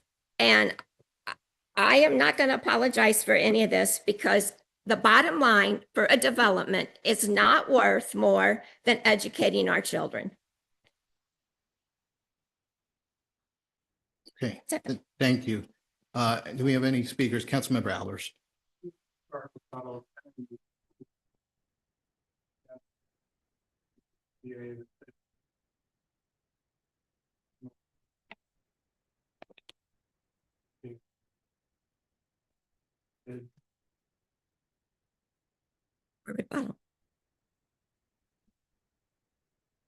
Right, you're using up your rebuttals, but you can go. How many do I get? 2. So what it came out in the survey, and what I've heard from residents as well, is the YMCA does not provide the same services that a recreation center would. The recreation center would also bring people into town center. The YMCA does not necessarily bring it into this portion of town center. It would offer a place for our children to go and activities for them. I don't know about you, but I see the kids running around the shopping area up here, up and down our streets. I saw one kid fall off a bicycle the other day because they don't have anywhere to go to be social or to do productive entertainment for the kids. It can also be used for families to come. It can have a room for counseling and for community meetings. Those are not things the YMCA does. That would be totally different than what the YMCA currently has. And besides that, it's what the residents want. We're elected to give them what they're asking us for, if it is possible economically. We're elected to represent them. They're the people, it's their community, it's their city. And if they are overwhelmingly say, don't do this or do this, we really need to listen to them. Okay, I've got Councilmember Obleski and then Ottenberg. Go ahead, Councilmember Obleski. Just a quick comment. This project has already been approved. So really tonight is about the Chapter 100 piece of it. I'm all for development and for developing this apartment complex. But what I've heard strongly from the residents over the course of the last couple months is that they want to see it built. They just don't want to see it with Chapter 100 as a part of the process. I live in town center. I walk to almost daily to town center. I think it would be a great addition. I just think it's the Chapter 100 piece that's the sticking point for my residents in Ward 1. Thank you. Councilmember Ottenberg. Yes, I just want to address a couple of comments that were made here tonight. One of the comments was made that there's no guarantee that the units in this proposed development will be rented out. I think that defies common sense. The developer in question here would not want to build this development in the first place if they didn't expect to rent these units. They've got a pretty successful track record at constructing successful projects. Secondly, there was a comment made that there's no guarantee that this development will help economic growth here in Wildwood. That also defies common sense, because common sense tells you that if we get a couple of hundred new residents right here in the town center, they will conduct at least some of their business here in the city of Wildwood. Comment was made that we need to give the people what they want.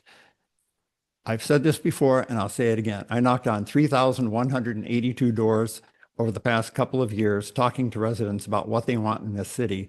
The number one thing they ask for, more dining options, more entertainment options, more city services. In order to attract those city services here, we have to be able to demonstrate that we will have enough customers for their businesses.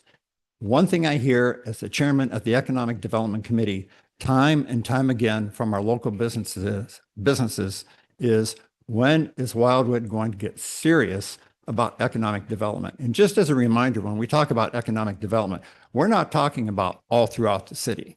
We're not talking about outside of the city center.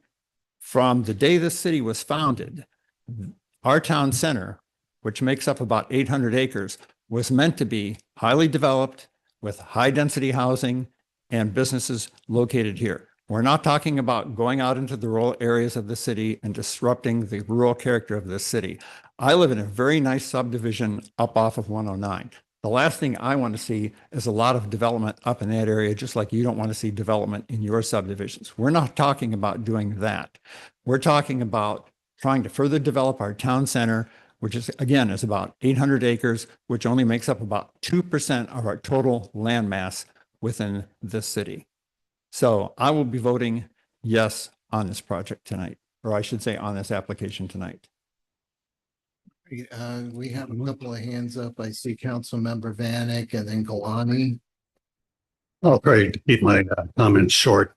I'm not going to presume to think that I have such an eloquent speech for you that you're going to change your mind. I'm sure that a lot of you have already made your decisions and you have very good reasons for your decisions and how you're going to vote. However, just to talk a little bit about Councilman Ottenberg's comments regarding, I do not doubt for a second that you knocked on those doors. I do not doubt that the people told you what they said they did.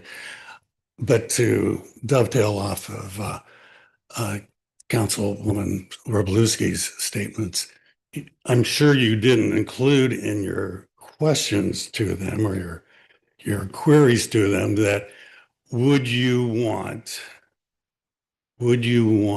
this development if it diminished the ability of the school district to obtain proper funding? Had you included that, I'm sure your responses would have been totally different.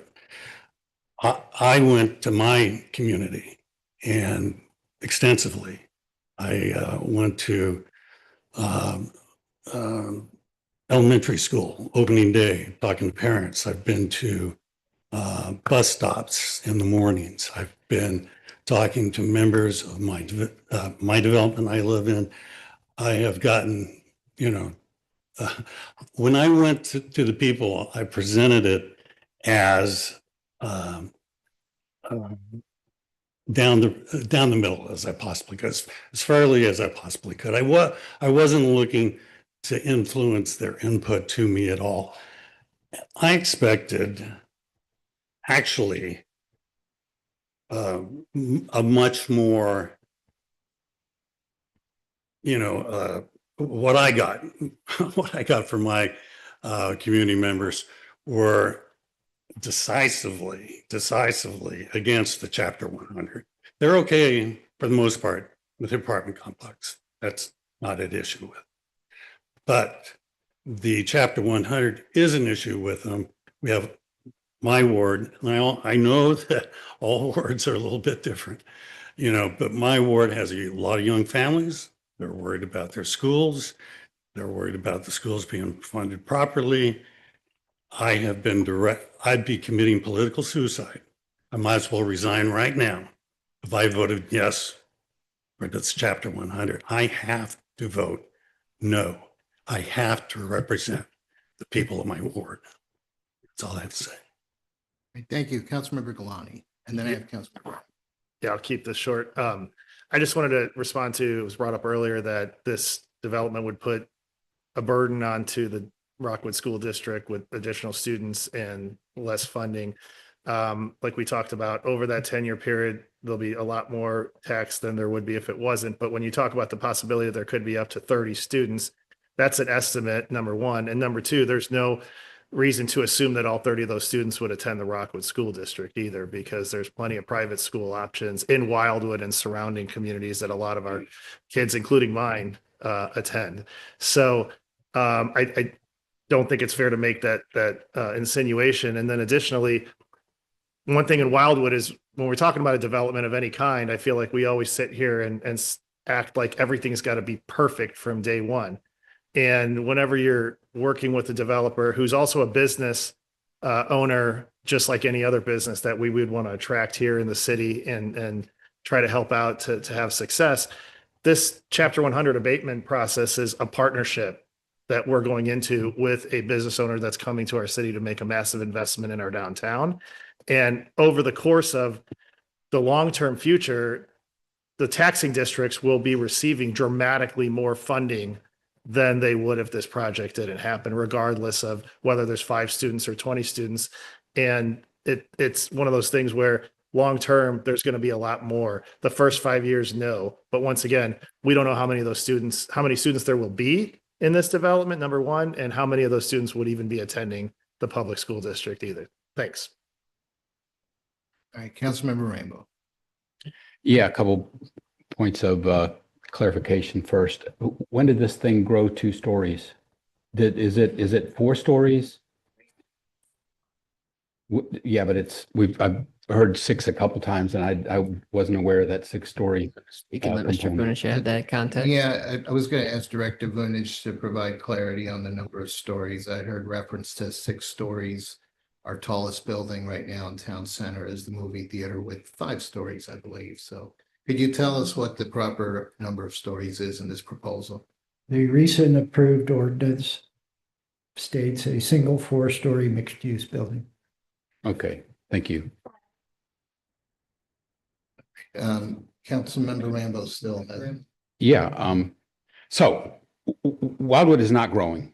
We lost population, just a few hundred people over the last 10 years in the latest census, as I recall. Is that an accurate statement? We had gained a couple hundred in the going up to 2020, but when the census was taken in 2020, since then the Census Bureau's estimates have shown a loss of about 300 or 400. Okay, yeah, that's what I thought. So this development represents an important increase in foot traffic. Every little bit helps, and it may represent a couple of % of highway traffic increase to the 30,000, 25,000, 30,000 vehicles we see on Highway 100. I don't think that's as big a concern spread out over the course of a day as we might think. But I want to support what Mr. Galani has eloquently said. The tax picture is actually simple. This is additive. It's just math, and they'll get no revenue, or they'll get some revenue.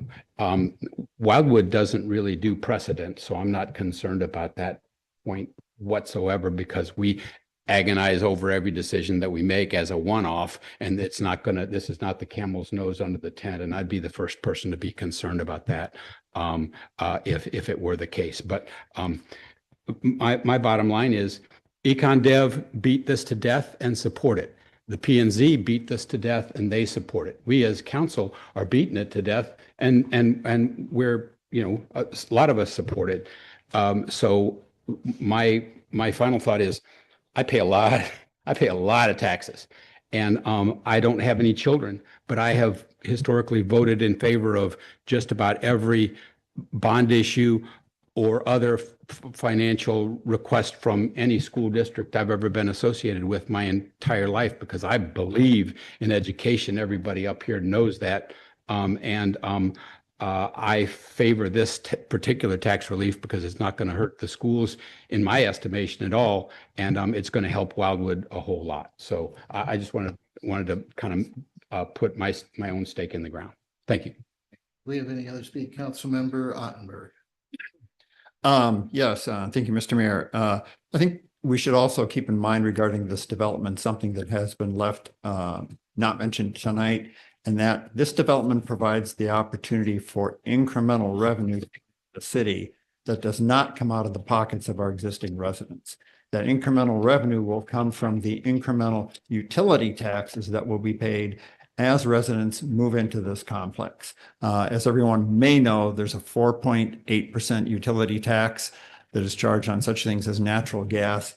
And as new residents move into this complex, that'll result in incremental utility tax revenue. The other area for incremental tax revenue is from the transactions that the residents in this complex would conduct here in our city center with our city businesses. Again, that'll be two sources of incremental revenue that won't come out of the pockets of our existing residents. Do we have any other speakers? All right, Councilmember Kranz and then Albert. This is addressed to the attorney. I heard precedent mentioned, and if you give it to one developer and you set a precedent, you may have to give it to another. Now, in litigation, it all depends on who the judge is, who the lawyers are.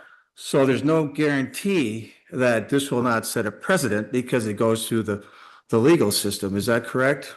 There is no basis for precedent for economic development tools. Okay, thank you. Councilmember Albers. All right, we do have a call to questions. So in order, well, first I'll see if there's any objection to the call to question. If there isn't, then we can proceed with the vote. I don't see any objection then. You have an objection? All right, well, since he called the question, either we can check to see, I think you need what, a 2/3 majority?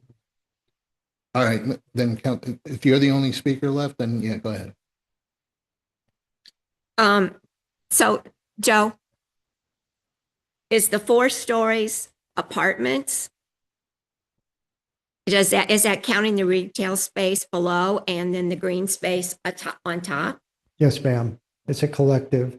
The first floor is the commercial component plus the administrative functions of the apartment complex, and then 3 stories of the apartments themselves. They have a notch out for the patio that's part of the Key Point architectural feature at Taylor Road and Main Street. So did this actually change from 6 stories to 4 stories? Because I know before it was discussed at 6. I do not recall that. I missed this earlier tonight on the traffic impact analysis, but I don't remember this ever being a 6-story building. Prime Place was 5 because they were offering a different type unit, a larger unit, and wanted that 5th story to accommodate increased cost. Thank you for the clarification. And the only 2 other things. Town Center goes out all the way out to Wildwood Middle School. It is not just this section. So I think that's important for people to understand. They keep thinking Town Center's this area around Deerbergs. That's not true. It goes all the way out to Wildwood Middle School. And yeah, maybe eventually they'll get more, the school district will get more revenue, but what do they do in between time, especially when they're coming up with a bond issue? And it's not just the school district, it's other educational institutions, it's special school district, it's the library, it's community college. So it's not just Rockwood School District. And I know this isn't going to happen, but I'm going to ask my colleagues to please listen to the majority of residents, deny the Chapter 100, but let the development go forward. Thank you. Okay, Councilmember Farmer, I gave Councilmember McCutcheon a chance. I'll certainly let you speak then. Yeah, so I mean, everybody else got a bite at this apple. I guess I'll give it a shot. I'm looking around up here, and I think I might be the only one that is a product of the Rockwood School District. I graduated from Lafayette in '96. My oldest daughter will graduate next year from Lafayette. My youngest daughter will graduate 4 years later from Lafayette. I have been involved from the time they were kindergartners until now in every classroom event, PTO, everything you can imagine. I'm currently trying to help the people that are moving the bond initiative forward for the teachers to get higher pay, which I think they deserve. I think everybody up here is going to think that they deserve. I hope that they do. I was very much on the fence about whether a Chapter 100 was an appropriate thing at all, or for this project for a while. And we got some clarification that helped me make my decision last month, which is we as a city are pretty well known in the development community as being not particularly fun to work with. And I personally don't think that's necessarily a bad thing. I think it's okay to be specific and particular about what we want to have out here as a city. I do think, however, it becomes a bad thing when we are constantly arguing over what facts are real or not real, or how many floors are in a building, or how many cars are going down a road. The question here is less about, to me, they're going to build a new electric substation in Town Center. I didn't know about that until last month. I don't know if anybody out there or anybody watching knows. I think the city spent about, what was it, $50,000 on an elevator or something a couple years ago that blew up because of lightning. That's correct. Well, our insurance covered it, but it's correct. 63,000. So, I'm not necessarily certain that gets fixed by the substation, but I do hear a lot of people having trouble with electricity in Town Center. I know they have those issues down at Wildwood Middle School, where my daughter's a student. So I think when it comes to development, it's okay to be particular. It's not okay to be just difficult for no reason. This is a project that will, I think, spur what we need to have happen in Town Center. We have buildings in Town Center. We have businesses in Town Center right now that aren't even staying open for 4 months. They're not. It's not that they're making it to their first anniversary. They're barely getting through their first quarter. It's not, I think, what anybody that worked so hard to make this city what it could be designed when they were looking at Town Center. It's not what we should be doing here. So for me personally, this is an investment that the city is being asked to help manage. I think I added it up. It was about $2 million of money between the substation and things that were basically specifically asked for by the city to get this building approved the way that we all want it. And I don't think there's anything wrong with that, but I do think we need to be realistic about what that means. So I'm personally going to support this Chapter 100, not because I think it is a great law in general or anything else, but I think it's a great tool to help spur our community. And I think, one of the biggest issues I know talking to my friends that teach in Rockwood is they have a lot less kids. We have less people in Wildwood. They have less kids in the schools. We need more people being able to move out here and do things than we have, or we're going to be having a different conversation in a few years about what the city is going to be at all, because we don't get to make those decisions moving forward. So I'm supporting it because I think it's the right thing to do for our city. And I think at the end of the day, it's the right thing to do for Rock. Thank you. All right, I don't have any other speakers, so we've had plenty of discussion here, so therefore I think we'll be ready to move forward. So with the roll call vote. So again, this is for the actual second reading approval of the bill. So this will be a roll call. Councilmember Farmer?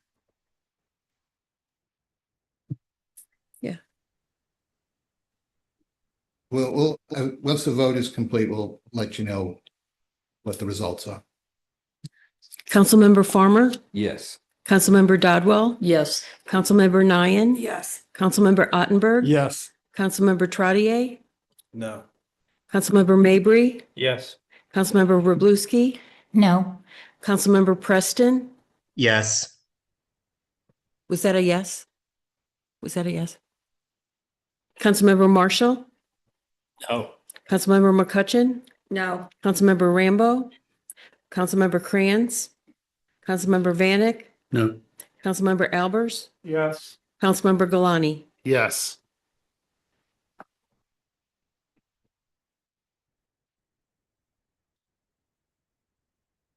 Yes, so the bill passes. All right, we're going to move on then back to our regular agenda here. So we do have a public hearing and appreciate your patience sitting through this public hearing here. Well, through this discussion. So Director Vunich, please go right ahead for the public hearing. Public hearing PZ 6-25, Lee Laterno, 815 Strucker Road, Wildwood, Missouri, 63005, in care of Gabe Dubois, THD Design, 148 Chesterfield Industrial Boulevard, Chesterfield, Missouri, 63005. A request for a change in zoning for a tract of land that is 6 acres in size, being located on the west side of Strucker Road, north of its intersection with Highland Summit Drive, street address 815 Strucker Road, St. Louis County, locator number 21U 430031, which is currently zoned NU Non-Urban Residence District, Master Plan Conceptual Land Use Category, Suburban Residential Area, to the R1 1 Acre Residence District. Proposed use, a total of 2 single-family detached dwellings, including required right-of-way dedication along Strucker Road. One of these dwellings is already constructed. Ward 3.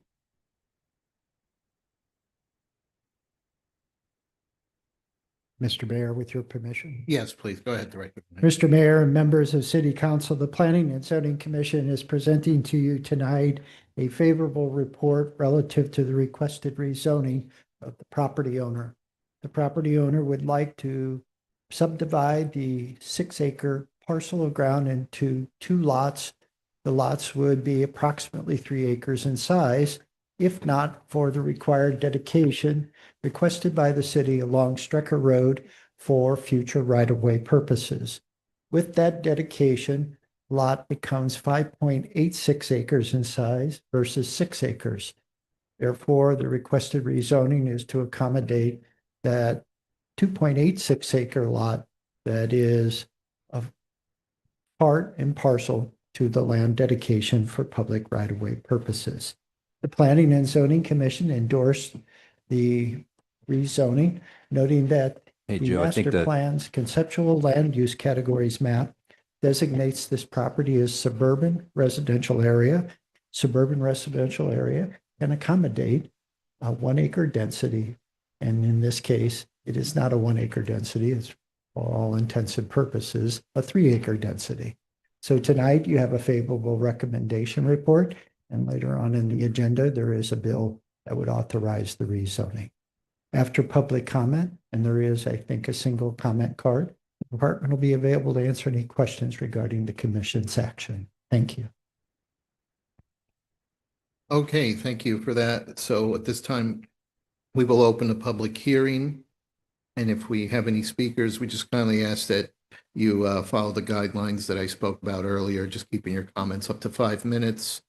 And we'll certainly let you know when you approach that time. So Colleen, do you have any speaker cards? Sonia Coleman. Hello, my name is Sonia Coleman. I'm a resident in the Highland Summit subdivision. And first of all, I want to thank the council for maintaining high standards to have made Wildwood a desirable community. Larger lots and thoughtful planning are what makes this city unique. That's why the request to rezone 815 Strecker Road is so concerning. The property is zoned for 1 home and it should remain that way. As one of the 84 Highland Summit residents, I can say that many of us do not support breaking the 6-acre parcel into 1 acre lots, which is what the rezoning actually says. We've heard rumors that the builder may plan to use Highland Summit for access, but the rezoning request never addressed this that was sent to us. Is private property being sold off for access within our subdivision? Again, we have not been notified about this. Where are the details and what are the questions like these being glossed over when our neighbors have asked? Rezoning this property sets a dangerous precedent. If it's approved here, what prevents others from carving up their lots? That undermines the very standards that Wildwood leadership has promoted and defended for so long. What changed? We respectfully ask for how far along is this proposal and who will ultimately vote on it. We urge you to stand by Wildwood's values and maintain the current zoning. I spoke to many of our residents yesterday. Most of them were not even aware that this meeting was happening. We were given a postcard saying that this lot was going to be rezoned with access to Strecker Road. But the rumor is, and everybody's been hearing it, that one of our property owners in the subdivision has sold part of their property to make access for this property. The property is large. There's nothing that would stop them if they are zoned for 1 acre to not subdivide it at a later date. And it also brings other concerns that many people have larger lots.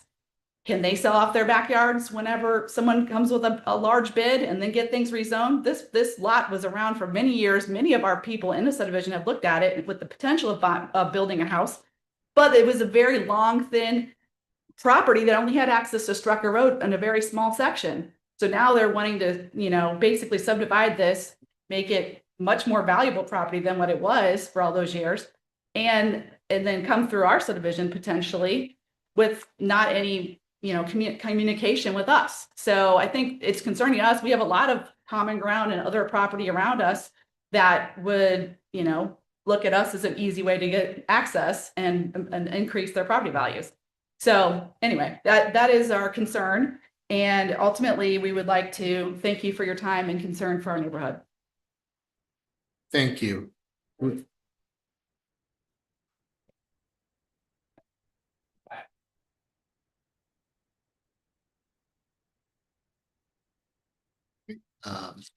Richard Stepp.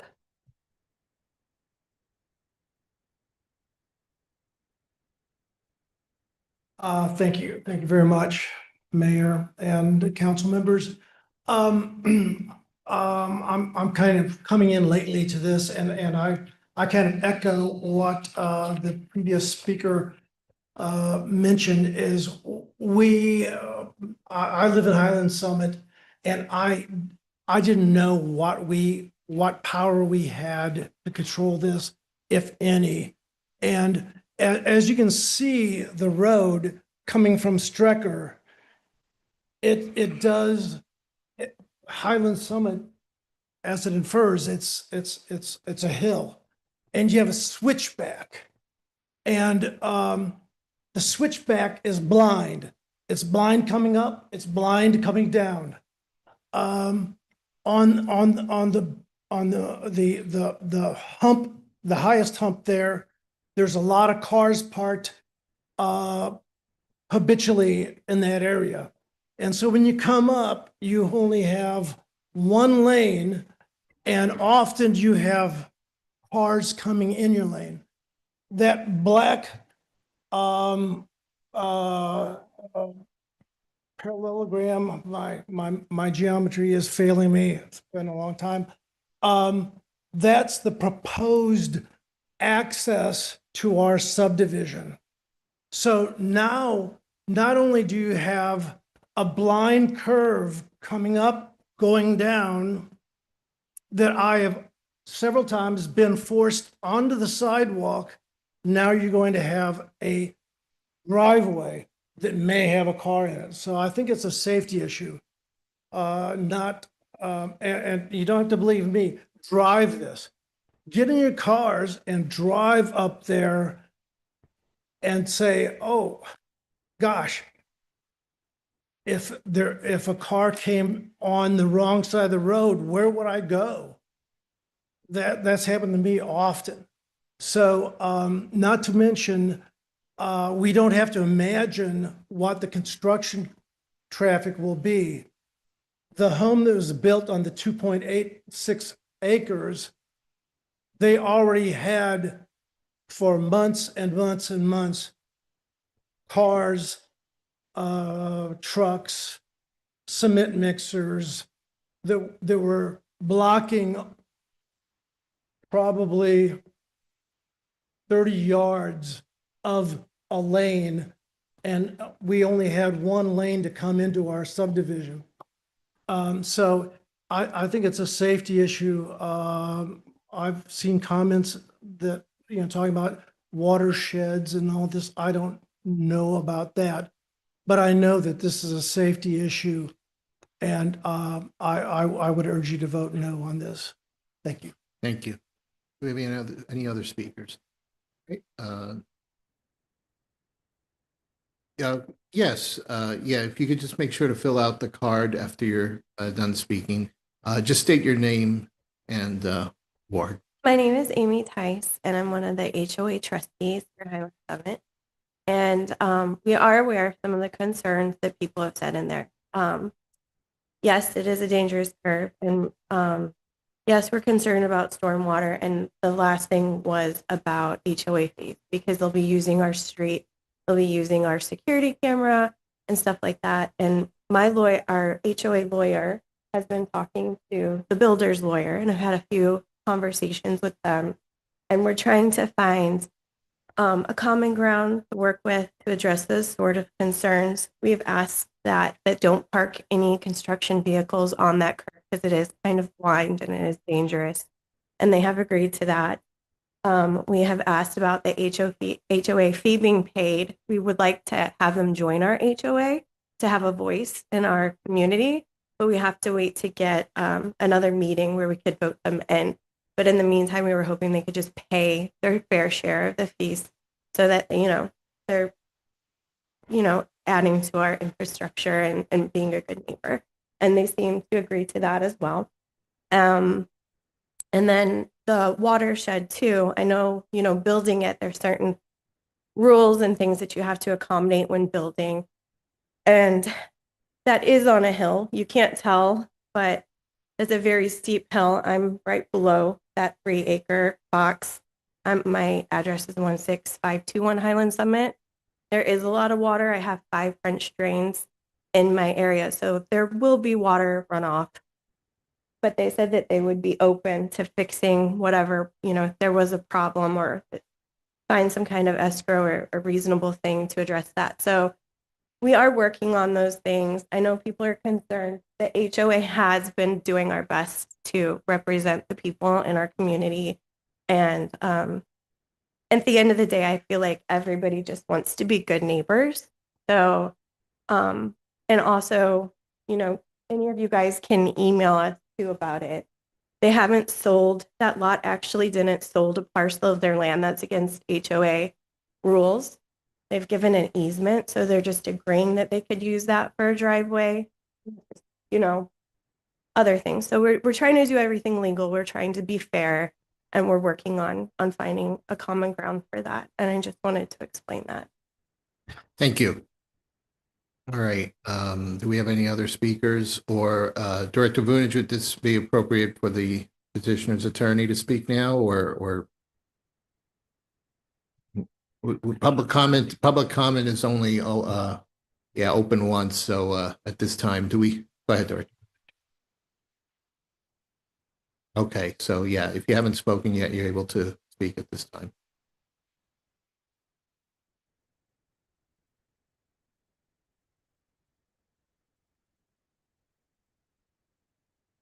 All right, I will try to be brief, as I know it's been kind of a long evening for everyone. My name is Elizabeth Lum with Amundsen Davis. We represent the applicant, or the builder, who is proposing this lot split. I'd like to thank, of course, Travis and Mr. Vunich for their time and attention with this matter, and approaching it with such care at the planning and zoning level. Again, this property is a 6-acre lot. It is currently zoned NU, which is a non-urban residential district. The reason for the rezoning, or excuse me, in a non-urban residential district, you are allowed to have 3-acre lots. So this lot could, in theory, be split into 2 3-acre lots. The reason it cannot be split is because the city has asked, and the property owners have agreed, to dedicate a portion of that front lot fronting on Strecker Road for right-of-way improvements. So really the reason that we are asking for this rezoning is, for the right-of-way improvements. But for the city's request, we wouldn't need it. The proposed use is single-family residential. The surrounding lots are all, R1A, 1-acre residential lots. Any fears that this is going to be developed into, say, a 5 or 6 lot subdivision, that's when you factor in not just the size of the lots, but also the right-of-way for the road and a turnaround for a school bus. Developmentally, that's just not feasible. So this really will be just a single-family home. And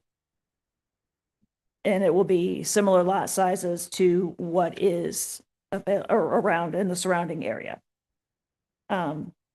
We have heard from the community concerns about excess development, excess traffic, runoff and erosion, and aesthetics. We can let you know the new home will likely not be visible from Strecker Road. The builder will comply as far as runoff and erosion, will comply with all city ordinances. The city does require escrows from the builder, both for grading, stormwater management, things of that nature, and also for the maintenance or repair of the road should construction vehicles tear it up. So the builder will be providing those. We're talking about one additional residence, again, that amounts to approximately 6 trips a day, give or take. The builder will provide on site a parking area for contractors, subcontractors. I did mention to the builder, again, the homeowner's concerns about construction vehicles parking on the street. And he's agreed to, take special care to notify his contractors and subcontractors that not to do that. He will provide a washout station on site also to kind of help eliminate or reduce some of the mud that would be dragged onto the property. We have been working with the homeowners association. And as Amy said, we've pretty much, I think, in theory, reached an agreement. I have finished preparing a written agreement and given it to my client today. Once he approves it, we'll get it over to their attorney, who I know very well, so I don't really anticipate any issues. If any of you have any questions for us, we're happy to answer them, and thank you. Okay, great. Thank you very much. Mhm. Do we have anyone else that wishes to speak? Okay. So therefore, we'll go ahead and close the pub. Well, Joe, do you want to have any other comments or?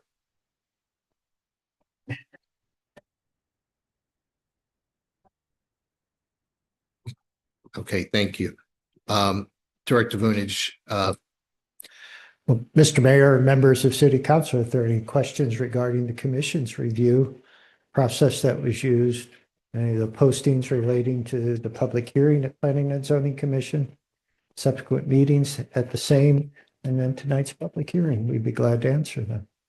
right, so we do have, we have, if you have some questions now, this would be a good time, and we just keep in mind, we also have later on in the agenda first reading, so I'm going to ask, just because these folks have been patient sitting through it, that if we just get a motion after we have our discussion to move that item, just so that, they can go on with the rest of their evening. All right, go ahead, Councilmember Farmer.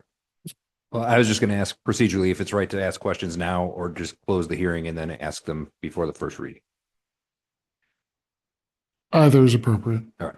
So I am curious. I know some of the folks in Point Clayton had some issues when the first house got built, and certainly there's been some runoff and things like that. Have we corrected whatever was going on there? I feel like there was some oddities the first time around. From the department's perspective, we do require, as part of any single-family detached dwelling, whether it's on 6 acres, 3 acres, or otherwise, stormwater management facilities. I suspect the problems were associated with the construction period. We did spend some time out at the site addressing issues relating to siltation control, et cetera. The best plans are sometimes thwarted by 3 inches of rain in the matter of an hour or two. I can't guarantee you that there won't be a problem. It's how the city responds to the problem and how the builder, developer cooperates with the city. All right. My last thing, since we're trying to kind of unwind some of these odd road configurations that we have throughout the city, is there supposed to be a driveway? I mean, is this how this seems like kind of a, I mean, I guess you could put one in there. I'm just curious, like, is that how that's supposed to be? Or is this sort of, we're just fitting something in here and putting a driveway in it to a road? Well, from the perspective of the Department of Planning, one of the first things we'll do as part of the process, if the bill's passed tonight or in a month, in October, is to ensure that first the easement is only guaranteed for one lot and one lot only. It's not the intent of the department to basically set and stage the potential subdivision of the 3-acre lot into an additional lot for whatever reason. So that's the first thing, and that'll be on the plat. Plat will basically state that this is the easement's intended for one lot. Therefore, if they were to subdivide, the plat would have to be amended, and that comes back to you as city council. The location is the most logical location from the perspective of the department. It's as close to that bend as possible. and it doesn't disrupt the property to the south, which I assume the owner that's granting the easement wants to minimize. We'll make sure that the site distance works. Can I guarantee that someone won't cross the center line and create a potential safety issue? Again, our position is it's a 25-mile-an-hour speed limit. It's a public street. Follow the rules. And we can't guarantee that. So if we are trying to basically eliminate all safety hazards by not approving development, that's the only way I know. Thanks, Joe. All right. I have, I believe Councilmember Dodwell, and I'll come to you after Councilmember Mabry. Thank you. Just a real quick question. I wanted to make sure on the diagram here. I'm looking at that curve across the street from your highlighted driveway for this new location. Yes, ma'am. And I see one house, then other in the curve is a second house and then a third house. Is that correct? Yes, ma'am. So all three of those are exiting onto the same road, correct? Yes. So we're adding one additional Yes. home to that. Okay, thank you. Yes, ma'am. Just the 3-acre lot would access Highland Summit Drive. The existing dwelling has direct access to Stratford Road. And again, both public streets. Any other council members have any questions or anything at this time? Otherwise, that's right, Councilmember Mabry. Thank you. Go ahead.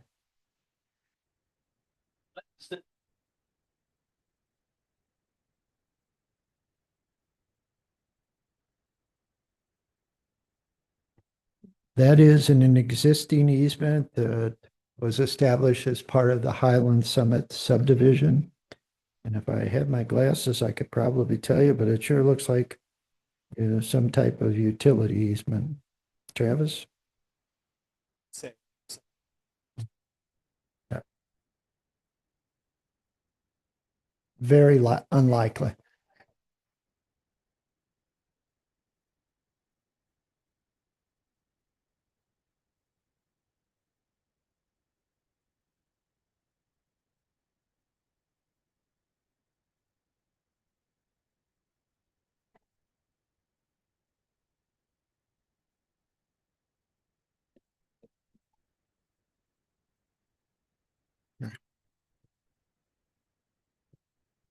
All right.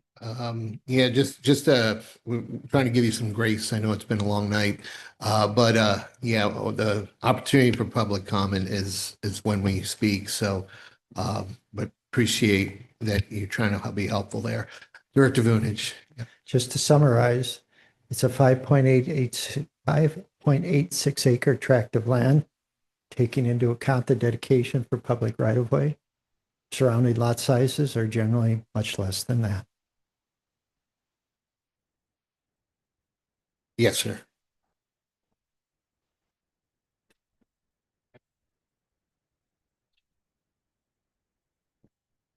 Just terminology, I'm sure, but I've seen a postcard and I've heard a comment from a speaker tonight that state that their perception is that there's going to be more than one 3-acre lot developed on this parcel. I've heard the term from the petitioner that the lots that are to be developed are similar to those in the surrounding area. There are no other 3-acre lots in the surrounding area. So the use of the word plural for lots instead of the lot that's to be developed is similar to those in the surrounding area. That confused me. And that just gives pause for those that live in the area confusion about whether this is going to be sacredly protected ad infinitum in the future as one 3-acre lot, or if there's anything in the ordinance that we're passing or not that will permit sneaking in or further subdivisions to lot sizes that are the same as the surrounding area that could come later, and then increasing the traffic count by 5 houses instead of just one more. I need to hear it clearly enough that I haven't heard it in tonight's discussion. One lot, 3 acres, never anything more, forever. Well, certainly I can only speak to the protections that will be provided as part of the approval of the bill or the division of the lot. And, or excuse me, this is the rezoning of the lot. So tonight, we are just changing the zoning to the R1 1 acre resident district. The companion to this is the actual plat, which is not on tonight's agenda. The plat will provide the protections. The plat will guarantee that the easement that's established is done legally in accordance with city rules and will be verified by our city attorney, John Young. The easement, in my opinion, should reflect that it's intended for one use and one use only, the 3-acre lot. The plat will reference the fact that the easement is to be that. We will require it. I cannot guarantee, again, that someone, the 3-acre or the 2.86 acre owners won't come back and attempt to subdivide. But they will have to basically amend the easement, amend the plat, and then also get access onto Strecker Road for the 2.86 acre lot. And all of those are controlled by the city, not the developer, not the attorney representing the developer, not the homeowners association. The authority relative to land use and subdivision is that of the city council. That of the who? City council. Yeah. Thank you kindly. Okay. Do we have Councilmember Galani? Yeah, I was just gonna speak on this. I mean, so just correct me if I'm wrong. What I'm hearing here is that this is a 6-acre parcel being divided into 2.86 because of the easement. It's still 3 acres. And there's going to be one other 3-acre lot that's going to be developed with one home, right? I know this resident has been in the process of trying to get this done for quite some time, many months. The original first reading was supposed to be last month. The reason it wasn't was because of a technicality of a 15-day waiting period or something related to a public hearing. And that's why it got pushed out today. All they're trying to do is divide their 6-acre lot, which is within the guidelines of the city. They're working with the homeowners association, even though they're not legally required to join the homeowners association. They've been respectful and worked diligently to try to appease everyone they can. At the end of the day, you can't always make everybody happy, but they've gone above and beyond, and they're within their rights to sell that lot and do what they're doing. And they've worked with us tirelessly for an extended period of time. So at this point, I mean, I really don't know what they're, and like you just said, the protections are in place to where that lot cannot be changed from a 3-acre single lot without approval of the city council once this goes forward. So I would say we should move this forward and let these folks get on with their business and go from there. Thanks. All right. I Thank don't you. see any other hands. One short question. One more, Can Dr. Director sorry, Bennett, can you Councilman offer May. any drawbacks, negatives, or reasons why it would not be easily permissible, no reservations at all, that we'd be able to do a second reading right after the first one tonight? Any, if you have pause that you'd like one more month to bulletproof? Well, from the standpoint of the zoning, I see no objection. I would caution as we move to the plat, if we don't have all the details relative to the easement that provides access to the new 3-acre lot, then I would say, no, there shouldn't be a second reading. If we don't have the plat items that guarantee the protections we've talked about tonight, again, the plat is where I think the protections lie. The rezoning itself, again, I fall back on the master plan. This is designated suburban. It is allowed under our master plan. And it's one of the few lots that remain in the suburban that actually could be subdivided. So that was my concern. We're only voting for potentially twice, 2 readings on the rezoning. We're not voting on the final plat. Not the final plat. The final plat will contain the protections relative to the access easement and the future use of the lot. Okay, I had to hear you say it. Thank you. All right. Well, I don't have any other speakers. So at this time, Sorry, unfortunately, we only allow during public hearings once.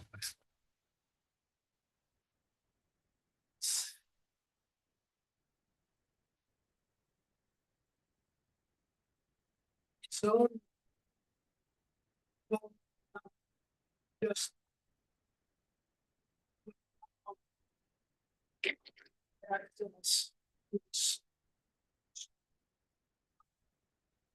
Yeah, and I'll let you have a chance to talk to Director Gunage right there. He can explain it to you. He's right there. So thank you. Okay, so we're going to close the public hearing. Can I get a motion to close the public hearing made by Councilmember Farmer, seconded by Councilmember Ottenberg? All those in favor, please say aye. Aye. Anyone opposed or abstain? All right, can I get a motion now, again, just to change the order of the agenda so that we can address the bill, which is Bill 3011 now, and again, change the order. We'll do that. Councilmember Farmer, is there a second? Councilmember Mabry. All those in favor of changing the order of the agenda to address Bill 3011 right now, please say aye. Aye. Anyone opposed or abstain? Okay, so now we're into Bill 3011. Is there a motion for the first reading of the bill? Made by Councilmember Kranz, seconded by Councilmember Mabry. All those in favor, please say aye. Aye. Anyone opposed or abstain? Colleen, please go ahead and read Bill 301.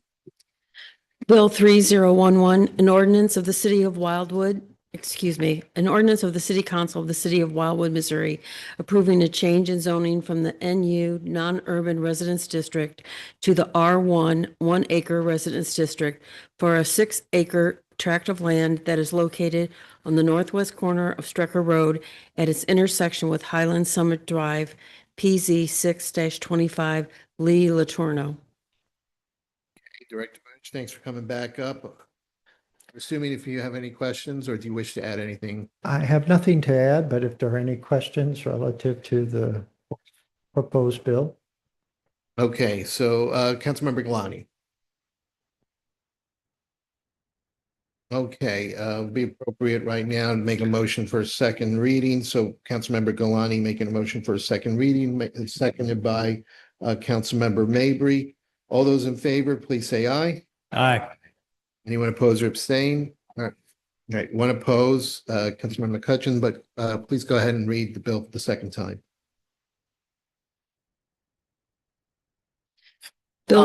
So we approved a motion for the first Right. reading, but we did not take a vote then afterwards.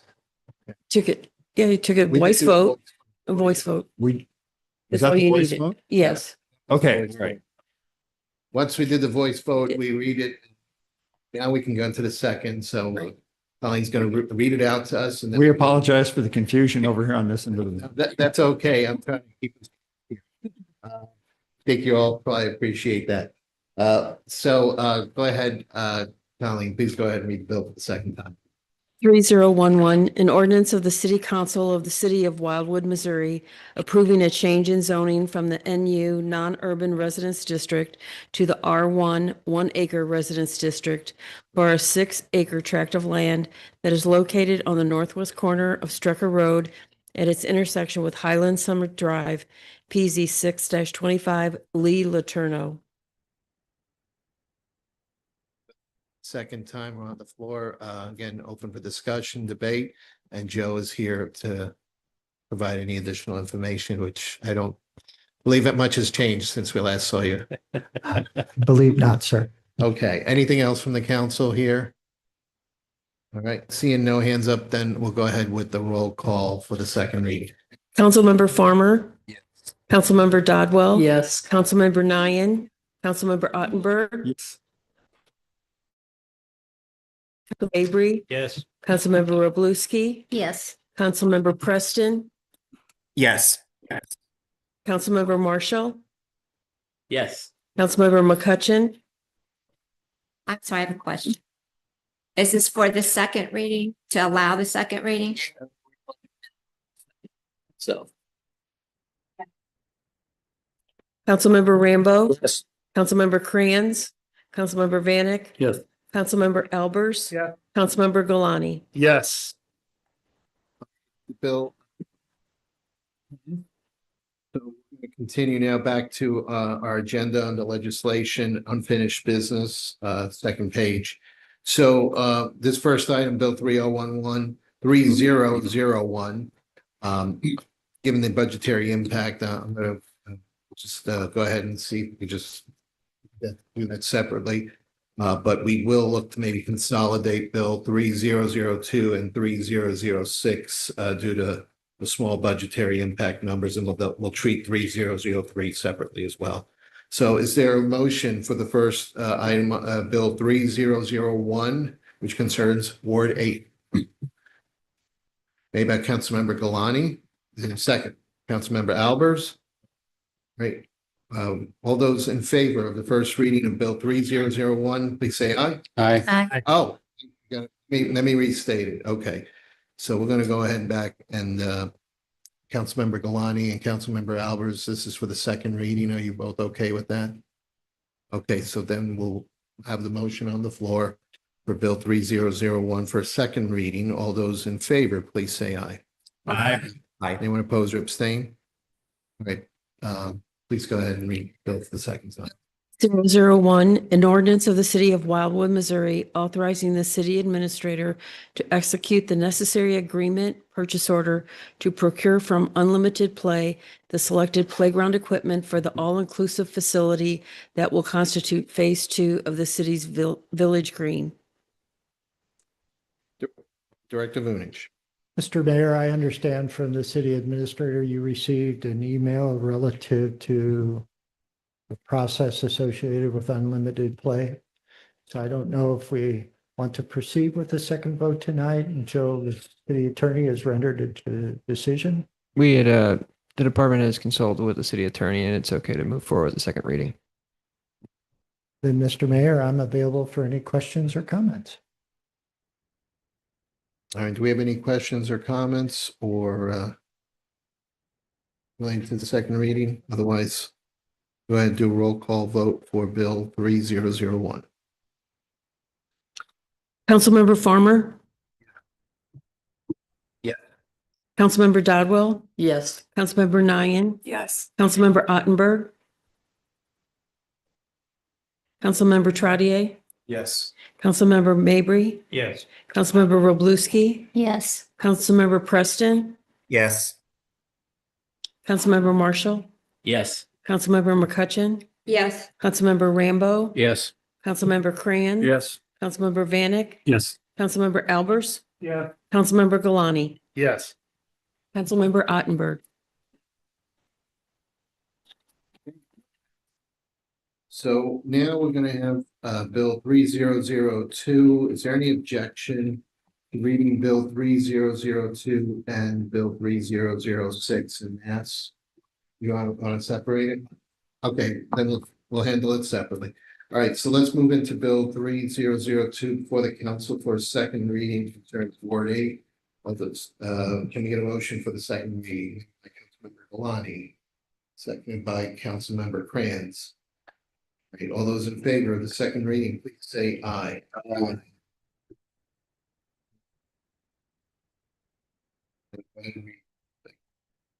Bill 3002, an ordinance of the City Council of the City of Wildwood, Missouri, authorizing the mayor to execute the attached city contractor agreement and associated materials with Charette Creek Excavating for the installation of a new trash enclosure for the City Hall site. Mr. Mayor and members of City Council, this particular item was discussed at the August meeting of City Council.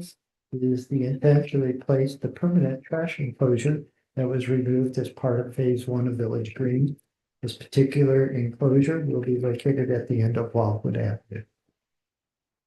Great. Bill 3002 is before the council. You have any questions or discussion regarding Bill 3002? Councilmember Farmer. Yeah, just a quick thought on this. I mean, I think $57,000 would be a super nice trash compartment.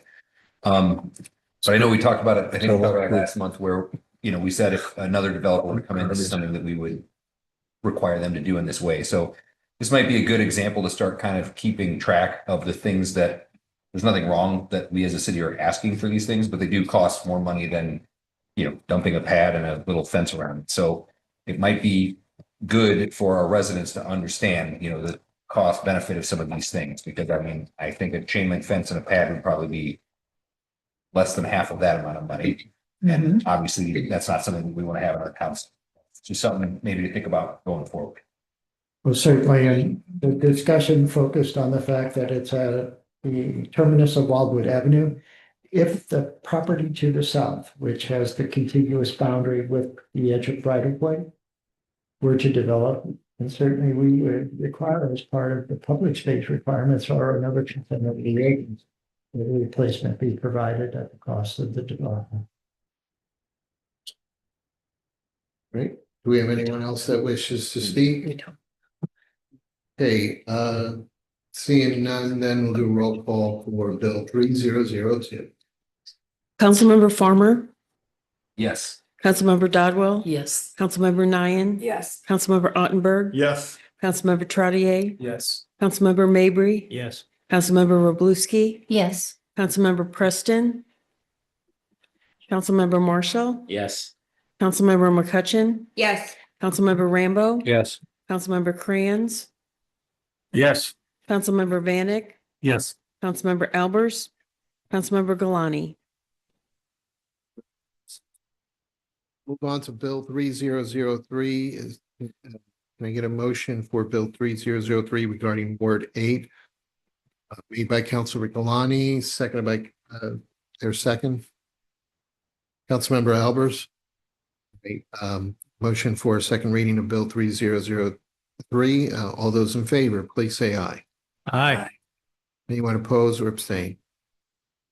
Right, Colleen, please go ahead and read Bill 3003. 3003, an ordinance of the City Council of the City of Wildwood, Missouri, authorizing the mayor to execute the attached city contractor agreement and associated materials with Charette Creek Excavating LLC for the reassembly of the Essen log cabin within the Phase 1 area of the Village Green site. Mr. Mayor, members of City Council, obviously, this has been a topic that's been discussed at length at different meetings over the course of the past 10 years. If there are any remaining questions or comments, the department would be glad to try to address them. Thank you. Councilmember Albers. Were there any attempts for fundraising, and what were the results of those attempts?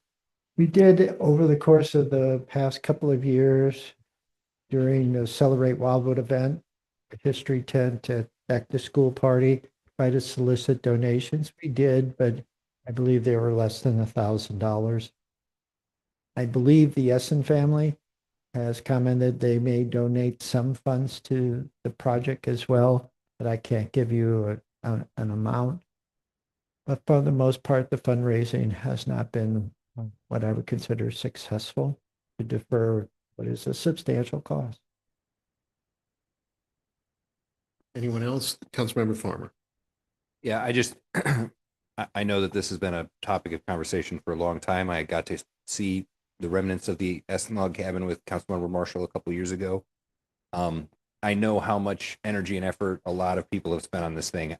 I am personally just looking at this amount of money, and I cannot, with a good conscience, approve almost $300,000 for something like this. I mean, that's a lot of money for something that I'm not even sure what we would do with.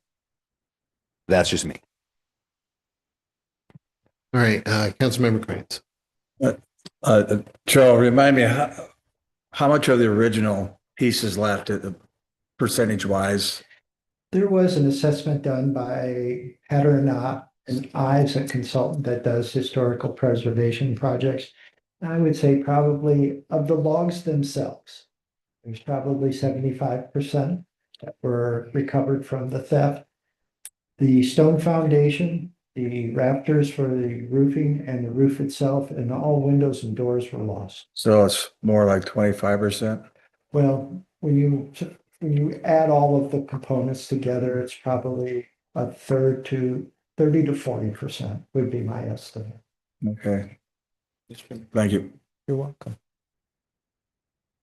Anyone else? Councilmember, oh. All right, Councilmember Mabry, and then we'll come back.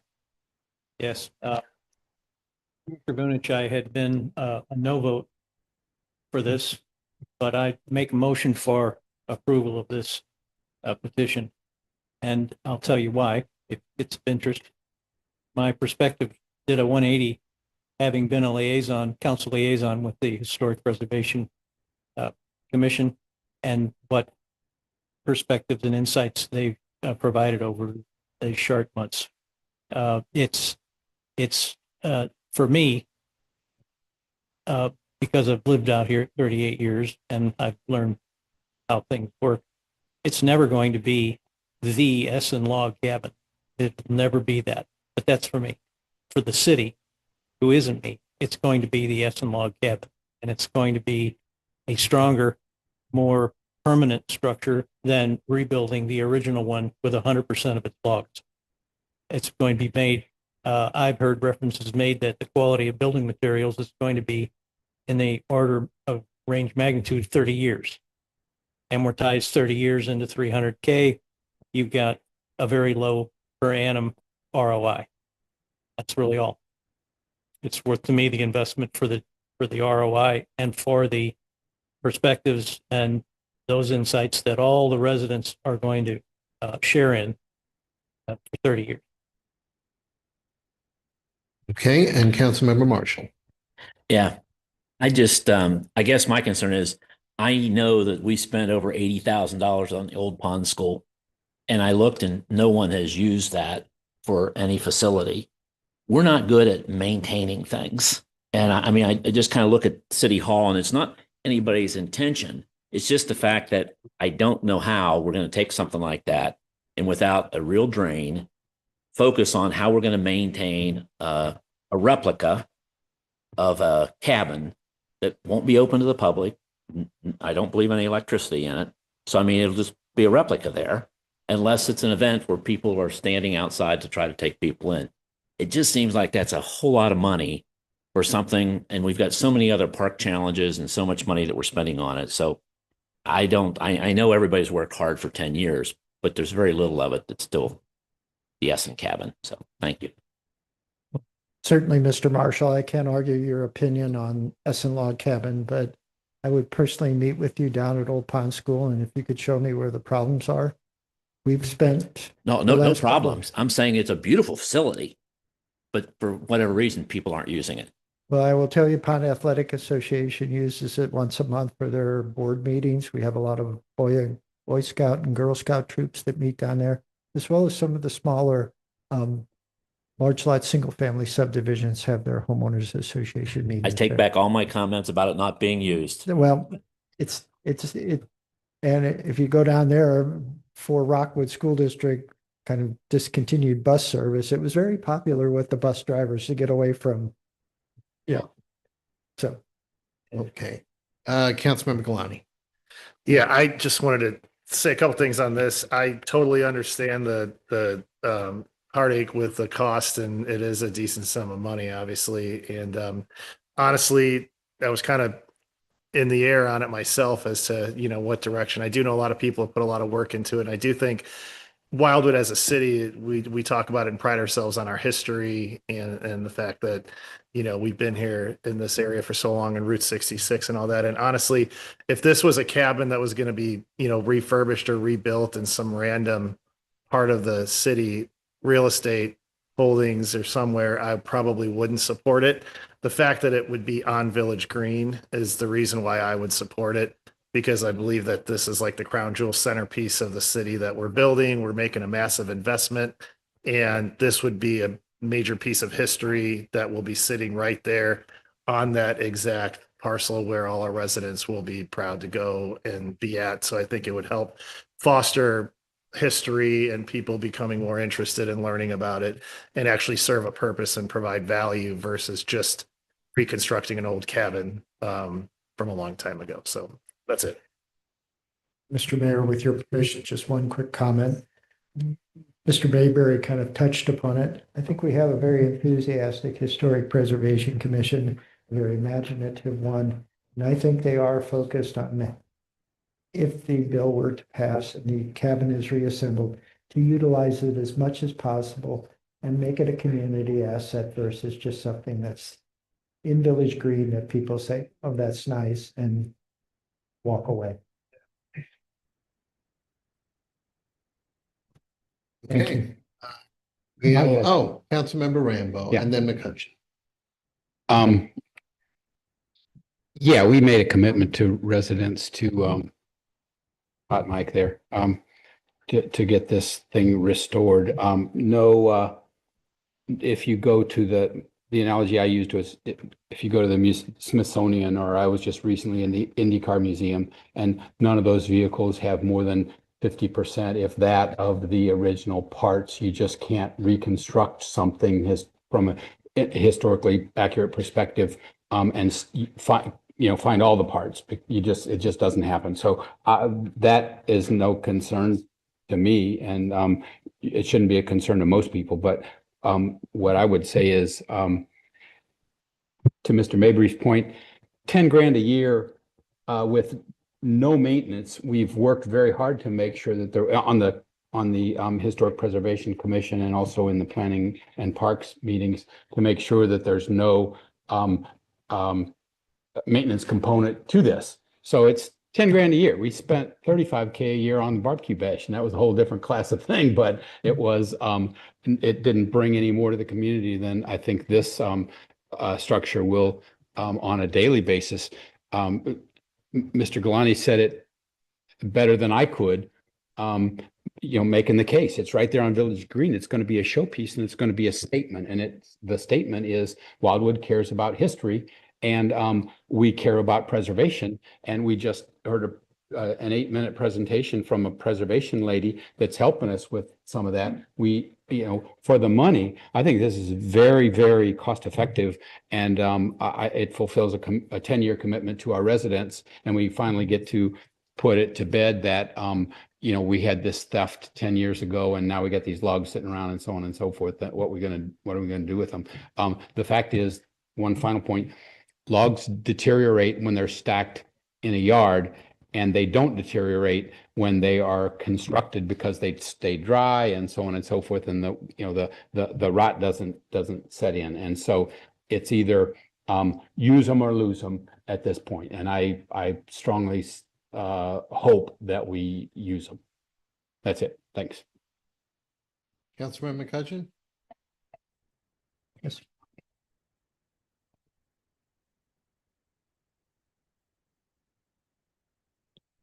No, the intent is to not run electricity to the cabin at this time. There is conduit that has been installed as part of Village Green that goes to the cabin. So if we do want to pull a line and add electricity at some point in the future, we can.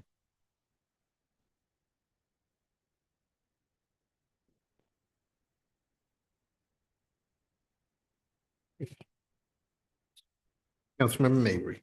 It's driving into minutia, but Director, the $4,500 line item I find for Village Green, I think it's phase 1. Is that for the conduit, or was that to run the circuits too? I'd heard that there was going to be minimal electricity to be able to carry small groups that get inside the structure. So that would require a switch and a light and a receptacle and a this. So are we buying conduit for future pulling wire, or are we getting the circuits put into for $4,500? Actually, my understanding is that it is just conduit at this stage. There were 2 components to extend conduit. First, there was a thought of maybe putting some lighting on the path that leads to the cabin, so it could be viewed at dusk or the early night hours. And then secondly, as you've mentioned, if there is a desire to have the cabin open in the evening or night, we could then light it. The problem with having the cabin open at evening or night, someone has to be there from the city. And there wasn't just a general consensus that we're a small staff and who wants to be there. If it's a group of Boy Scouts that want to take a tour, or Girl Scouts, we assumed we could do that in the afternoon hours when natural light. When I saw that, I figured it would be more closed up and just mood lighting for people walking around the park at night, but nobody goes inside. And We if do you got have inside, one then of it our would be, sorry. Apologies. if you got inside, it would be a group of 4 Boy Scouts learning how to spin yarn or something. As I mentioned to someone, working a kettle washer for washing your clothes with a kettle board. That's all. And we did select a location for the cabin just on nearby lighting. We have lighting in the park itself around the oval as well as the walkway from the accessible spaces. So we think we'll get some of that illumination there. So obviously we've prepared for the future with the conduit, but at this stage, it was just another cost savings too. Thank you. Councilmember Albers. Mr. Ottenberg, would the Economic Development Committee be able to come up with any donations for this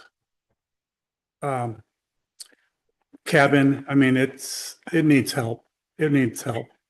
Unless you're talking about individual members. No, as a committee, not you personally. As a committee, City Administrator Lee, how much of, what's the budget of the Economic Development Committee? It's not much, Okay. in less than $30,000, but Okay. except the individual that sits in that position as the economic development manager. But the actual task, the community relations budget is minimal at $10,000. Okay, all right, thank you. So that's a pretty good answer to your question. Well, it's something that's a hard sell here. I wish there could have been more efforts to fundraise on our donations, corporate donations or something here.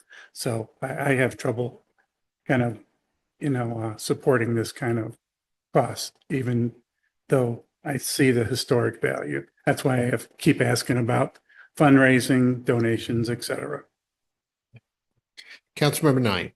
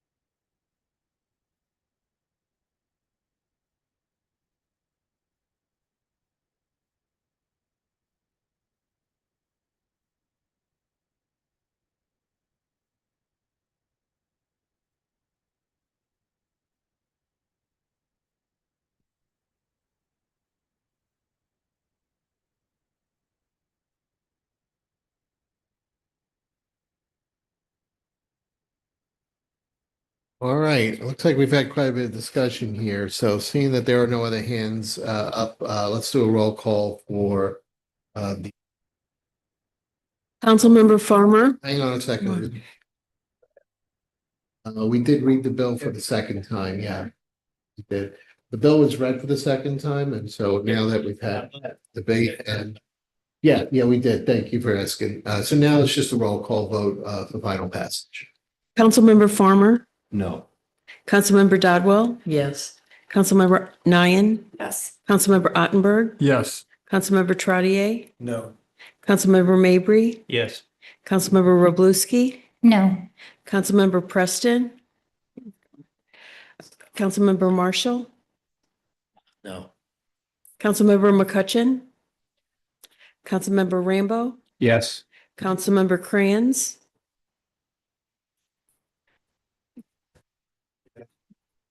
Councilmember Vanek, No. Councilmember Albers, No, Councilmember Galani. Yes. Okay, so move on to Bill 3006, which hang on, Colleen, can you just give us the totals for that bill? Yeah, I don't know the date. I'm assuming. Preston.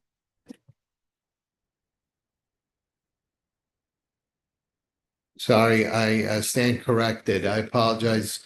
Let me just get your attention here. That bill did fail, did not get the necessary votes. According to the attorney, so, right? No, it needs 9 votes. Mr. Preston is no longer with us. Yeah, a bill require, and any ordinance requires a majority of the entire membership of the council, so any ordinance requires 9 votes.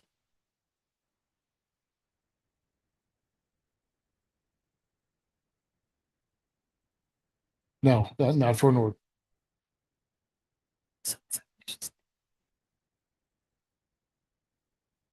So it's dead.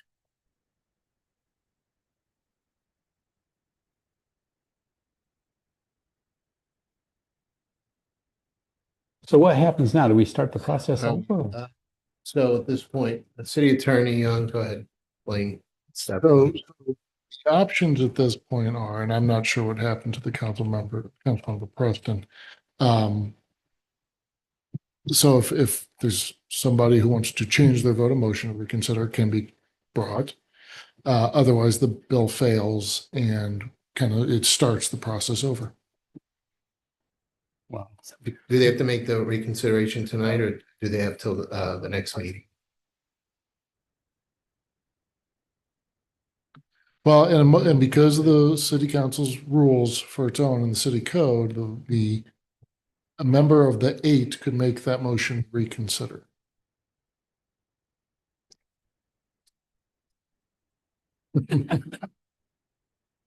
So so in that case, if someone wants to make a motion to reconsider, you can, and there's a second for it.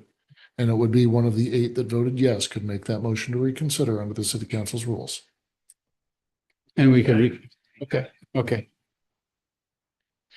Well, the vote's already been declared, so it would have to be a motion to reconsider. Okay, so Councilmember Galani's making a motion to reconsider. Is there a second? I'll second it. Okay, and you both were on the failing side there. Yeah, rub it in. You just need a majority. All right, all those in favor of the motion on the floor to reconsider, please. Let's see. Well, let's see if there's a voice vote says it. All those in favor of reconsideration, please say aye. Aye. Aye. Any opposed? Opposed. Let's see, can you do by show of hands?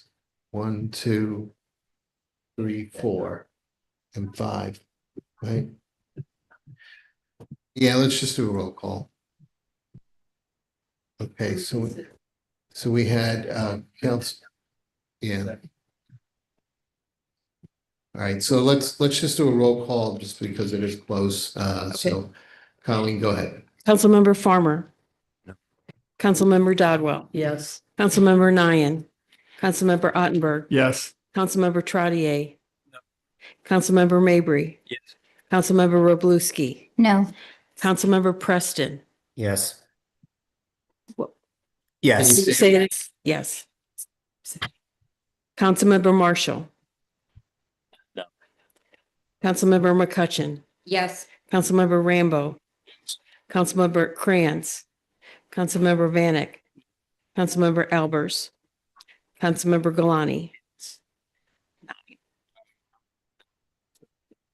Motion to reconsider it. It's passed, so now. Okay, so now we're back to voting on the bill. Reopen discussion or? So if there's any further debate on it, that can be brought up at this time. Otherwise, you are just voting on the bill itself. And just editorial comment, that vote that you just had did not require 9 votes. It required a simple majority of those present. Gotcha. The bill, however, requires 9 votes. Okay. Got it. So therefore, any other discussion? Otherwise, we'll do a roll call vote for the bill, second reading of the bill before us. Councilmember Farmer. No. Councilmember Dodwell. Yes. Councilmember Nyan. Councilmember Ottenberg. Yes. Councilmember Trottier. No. Councilmember Mabry. Yes. Councilmember Roblewski. No. Councilmember Preston. Yes. Councilmember Marshall. No. Councilmember McCutcheon. Yes. Councilmember Rambo. Yes. Councilmember Krantz. Councilmember Vanek, No. Councilmember Albers, Councilmember Galani. Yes.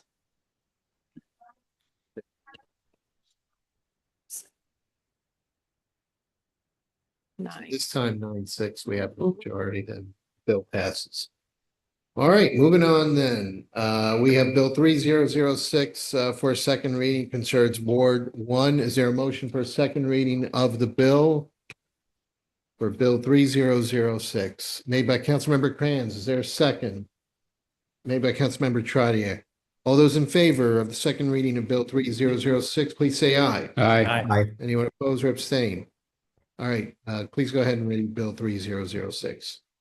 Bill 3006, an ordinance of the City Council of the City of Wildwood, Missouri, that hereby authorizes a change in zoning in association with an approximately 1.5 acre parcel of ground that is located at the terminus of Hawthorne Village Parkway, west of its intersection with State Route 109, from the amended C8 Planned Commercial District to the second amended C8 Planned Commercial District, which will thereby allow for its use for offices, warehousing, activities, and limited outdoor storage, all being in conjunction with a lawn maintenance and landscaping activity that is relocating to this town center location. Director Vunich. Mr. Mayor, the bill has not changed since its introduction in August, but if there are any questions or comments. Any discussion or any questions on the bill? Councilmember Trottier. The facility will be permitted to operate 7 days a week. Is that correct? Yes. Anyone else? All right, and seeing none, we'll proceed with the roll call vote for Bill 3006. Councilmember Farmer. Yes. Councilmember Dodwell. Yes. Councilmember Nyan. Yes. Councilmember Ottenberg. Yes. Councilmember Trottier. Yes. Councilmember Maker. Yes. Councilmember Roblewski. Yes. Councilmember Preston. Yes. Councilmember Marshall. Yes. Councilmember McCutcheon. Yes. Councilmember Rambo. Yes. Councilmember Kranz. Councilmember Vanek. Yes. Councilmember Albers. Yeah. Councilmember Galani. Yes. Passes. All right, moving on to new business. If there's no objection, I would prefer that we read en masse bills 3007, 3008, 3009, and 3010. Are there any objections to reading all these bills en masse? These are all under new business. Question on 3009. Would like to make a comment. Well, Can I still make a comment if we do it all? yeah, if we do the Okay. reading, first reading, we'll entertain questions or information. So there's no objection. So can I get a motion for the reading of bills 3007, 3008, 3009, and 3010 made by Councilmember Marshall, seconded by Councilmember Galani? All those in favor, please say aye. Aye. Anyone opposed or abstain? All right, please go ahead and read all the bills. Bill 3007, an ordinance of the City of Wildwood, Missouri, authorizing the mayor to negotiate and execute a city contractor agreement with Omni Tree Service Incorporated for the planting of new trees within the public rights-of-way of the City of Wildwood. Bill 3008, an ordinance of the City of Wildwood, Missouri, authorizing the mayor to negotiate and execute a supplemental agreement with the Missouri Highways and Transportation Commission to authorize an amendment to the project development schedule for the Green Pines Park Connector Trail shared use path in the City of Wildwood. Bill 3009, an ordinance of the City of Wildwood, Missouri, amending Chapter 390, Traffic Schedule 9, Parking Restrictions of the Code of Ordinances of the City of Wildwood by enacting new parking regulations on Windsor Crest Boulevard and authorizing and directing the city traffic engineer to erect appropriate signage reflecting such parking regulations. Excuse me. Bill 3010, an ordinance of the City of Wildwood, Missouri, revising the budget for the City of Wildwood, Missouri for the fiscal year commencing on January 1, 2025 and ending on December 31st, 2025. Okay. The opportunity, if you have any questions regarding the first reading of these items, Councilmember Roblewski, do you still have that question? Yeah, I just wanted to make a comment. And originally I was asking whether I should vote on this or not because this is my subdivision that I live in and whether I should abstain or not. The reason this was brought forward was because we had an incident where an emergency vehicle could not get around a corner. And people in the subdivision felt strongly we needed to do something. So it was brought forward to say, could we have to have parking in the streets because our driveways aren't long enough, but wanted to bring it forward to see if we could just have no parking on one side where this corner is so emergency vehicles can get through. Because we did have an incident and they had to walk up the street. So that's why it's on here. I was also hoping to get second reading, but if I abstain, then I can't make a motion for that because in the meantime, emergency vehicles still can't get through if people are parked on both sides of the street. So kind of my dilemma for the night, but just wanted to make that comment. Okay, Councilmember Farmer? Can I make a motion for a second reading? Yeah, we can certainly entertain that. Let me just see if there's any other questions related to any of the items. Councilman McCutcheon, go ahead.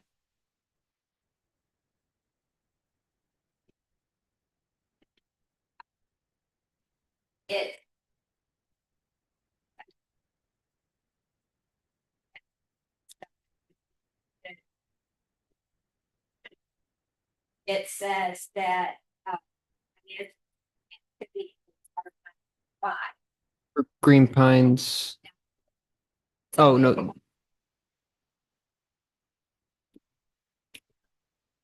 No, currently, and that should be corrected. I'll go back and make sure that's corrected. That work is currently planned for 2026 and will be included in the capital budget for 26.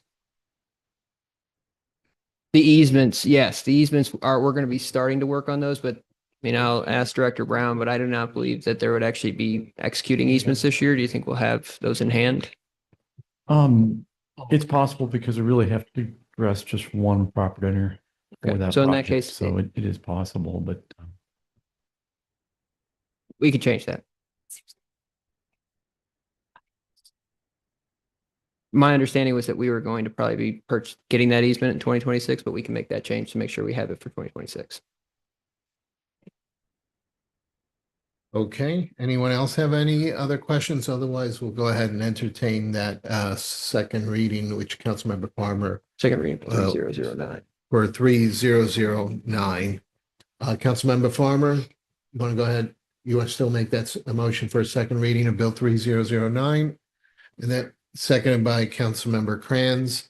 All those in favor of reading Bill 3009 for a second reading, please say aye. Aye. Anyone oppose or abstain? Abstain.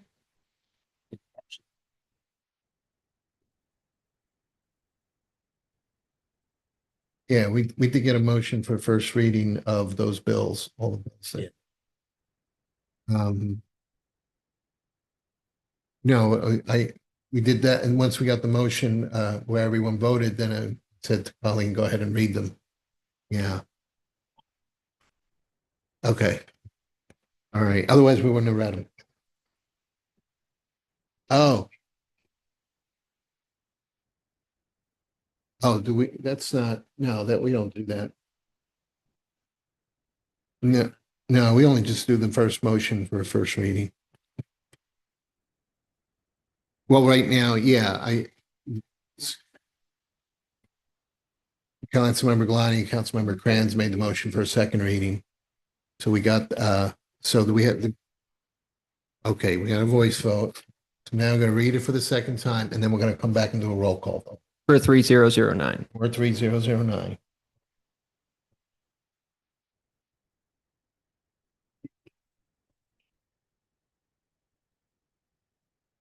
Yes.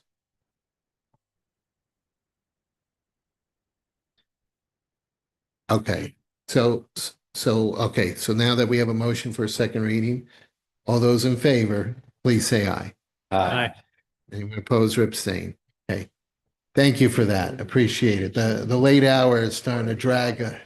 Yes. All right. So now that we have a motion for a second reading, Colleen, please go ahead and read it. Bill 3009, an ordinance of the City of Wildwood, Missouri, amending Chapter 390, Traffic Schedule 9 parking restrictions of the Code of Ordinances of the City of Wildwood by enacting new parking regulations on Windsor Crest Boulevard and authorizing and directing the city traffic engineer to erect appropriate signage reflecting such parking regulations. So now that it's been read a second time, any other discussion or debate? Second reading of the bill. Seeing none, then we'll proceed with the roll call. Okay. Councilmember Farmer. Yes. Councilmember Dodwell. Yes. Councilmember Nye. Yes. Councilmember Ottenberg. Yes. Councilmember Trottier. Yes. Councilmember Mabry. Yes. Councilmember Roblewski. Abstain. Councilmember Preston. Yes. Councilmember Marshall. Yes. Councilmember McCutcheon. Yes. Councilmember Rambo. Yes. Councilmember Crayons. Councilmember Vanek. Yes. Councilmember Albers. Yeah. Councilmember Galani. Yes. All right, and I think we did actually do that second reading Oh, twice no, he because said I I remember could. Councilmember I- Oleski people abstained have issues with- previously too. So the first, no, the first didn't have it, but that's all right. We can check it.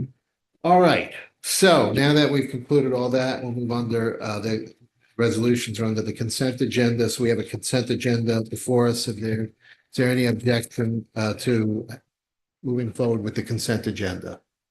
All right, seeing none, then can I get a motion for approval of the consent agenda made by Councilmember Farmer? Is there a second? Councilmember Rambo? All those in favor of approving the consent agenda, please say aye. Aye. Aye. Anyone oppose or abstain? All right, moving on there. Anything under miscellaneous? Councilmember McCutcheon?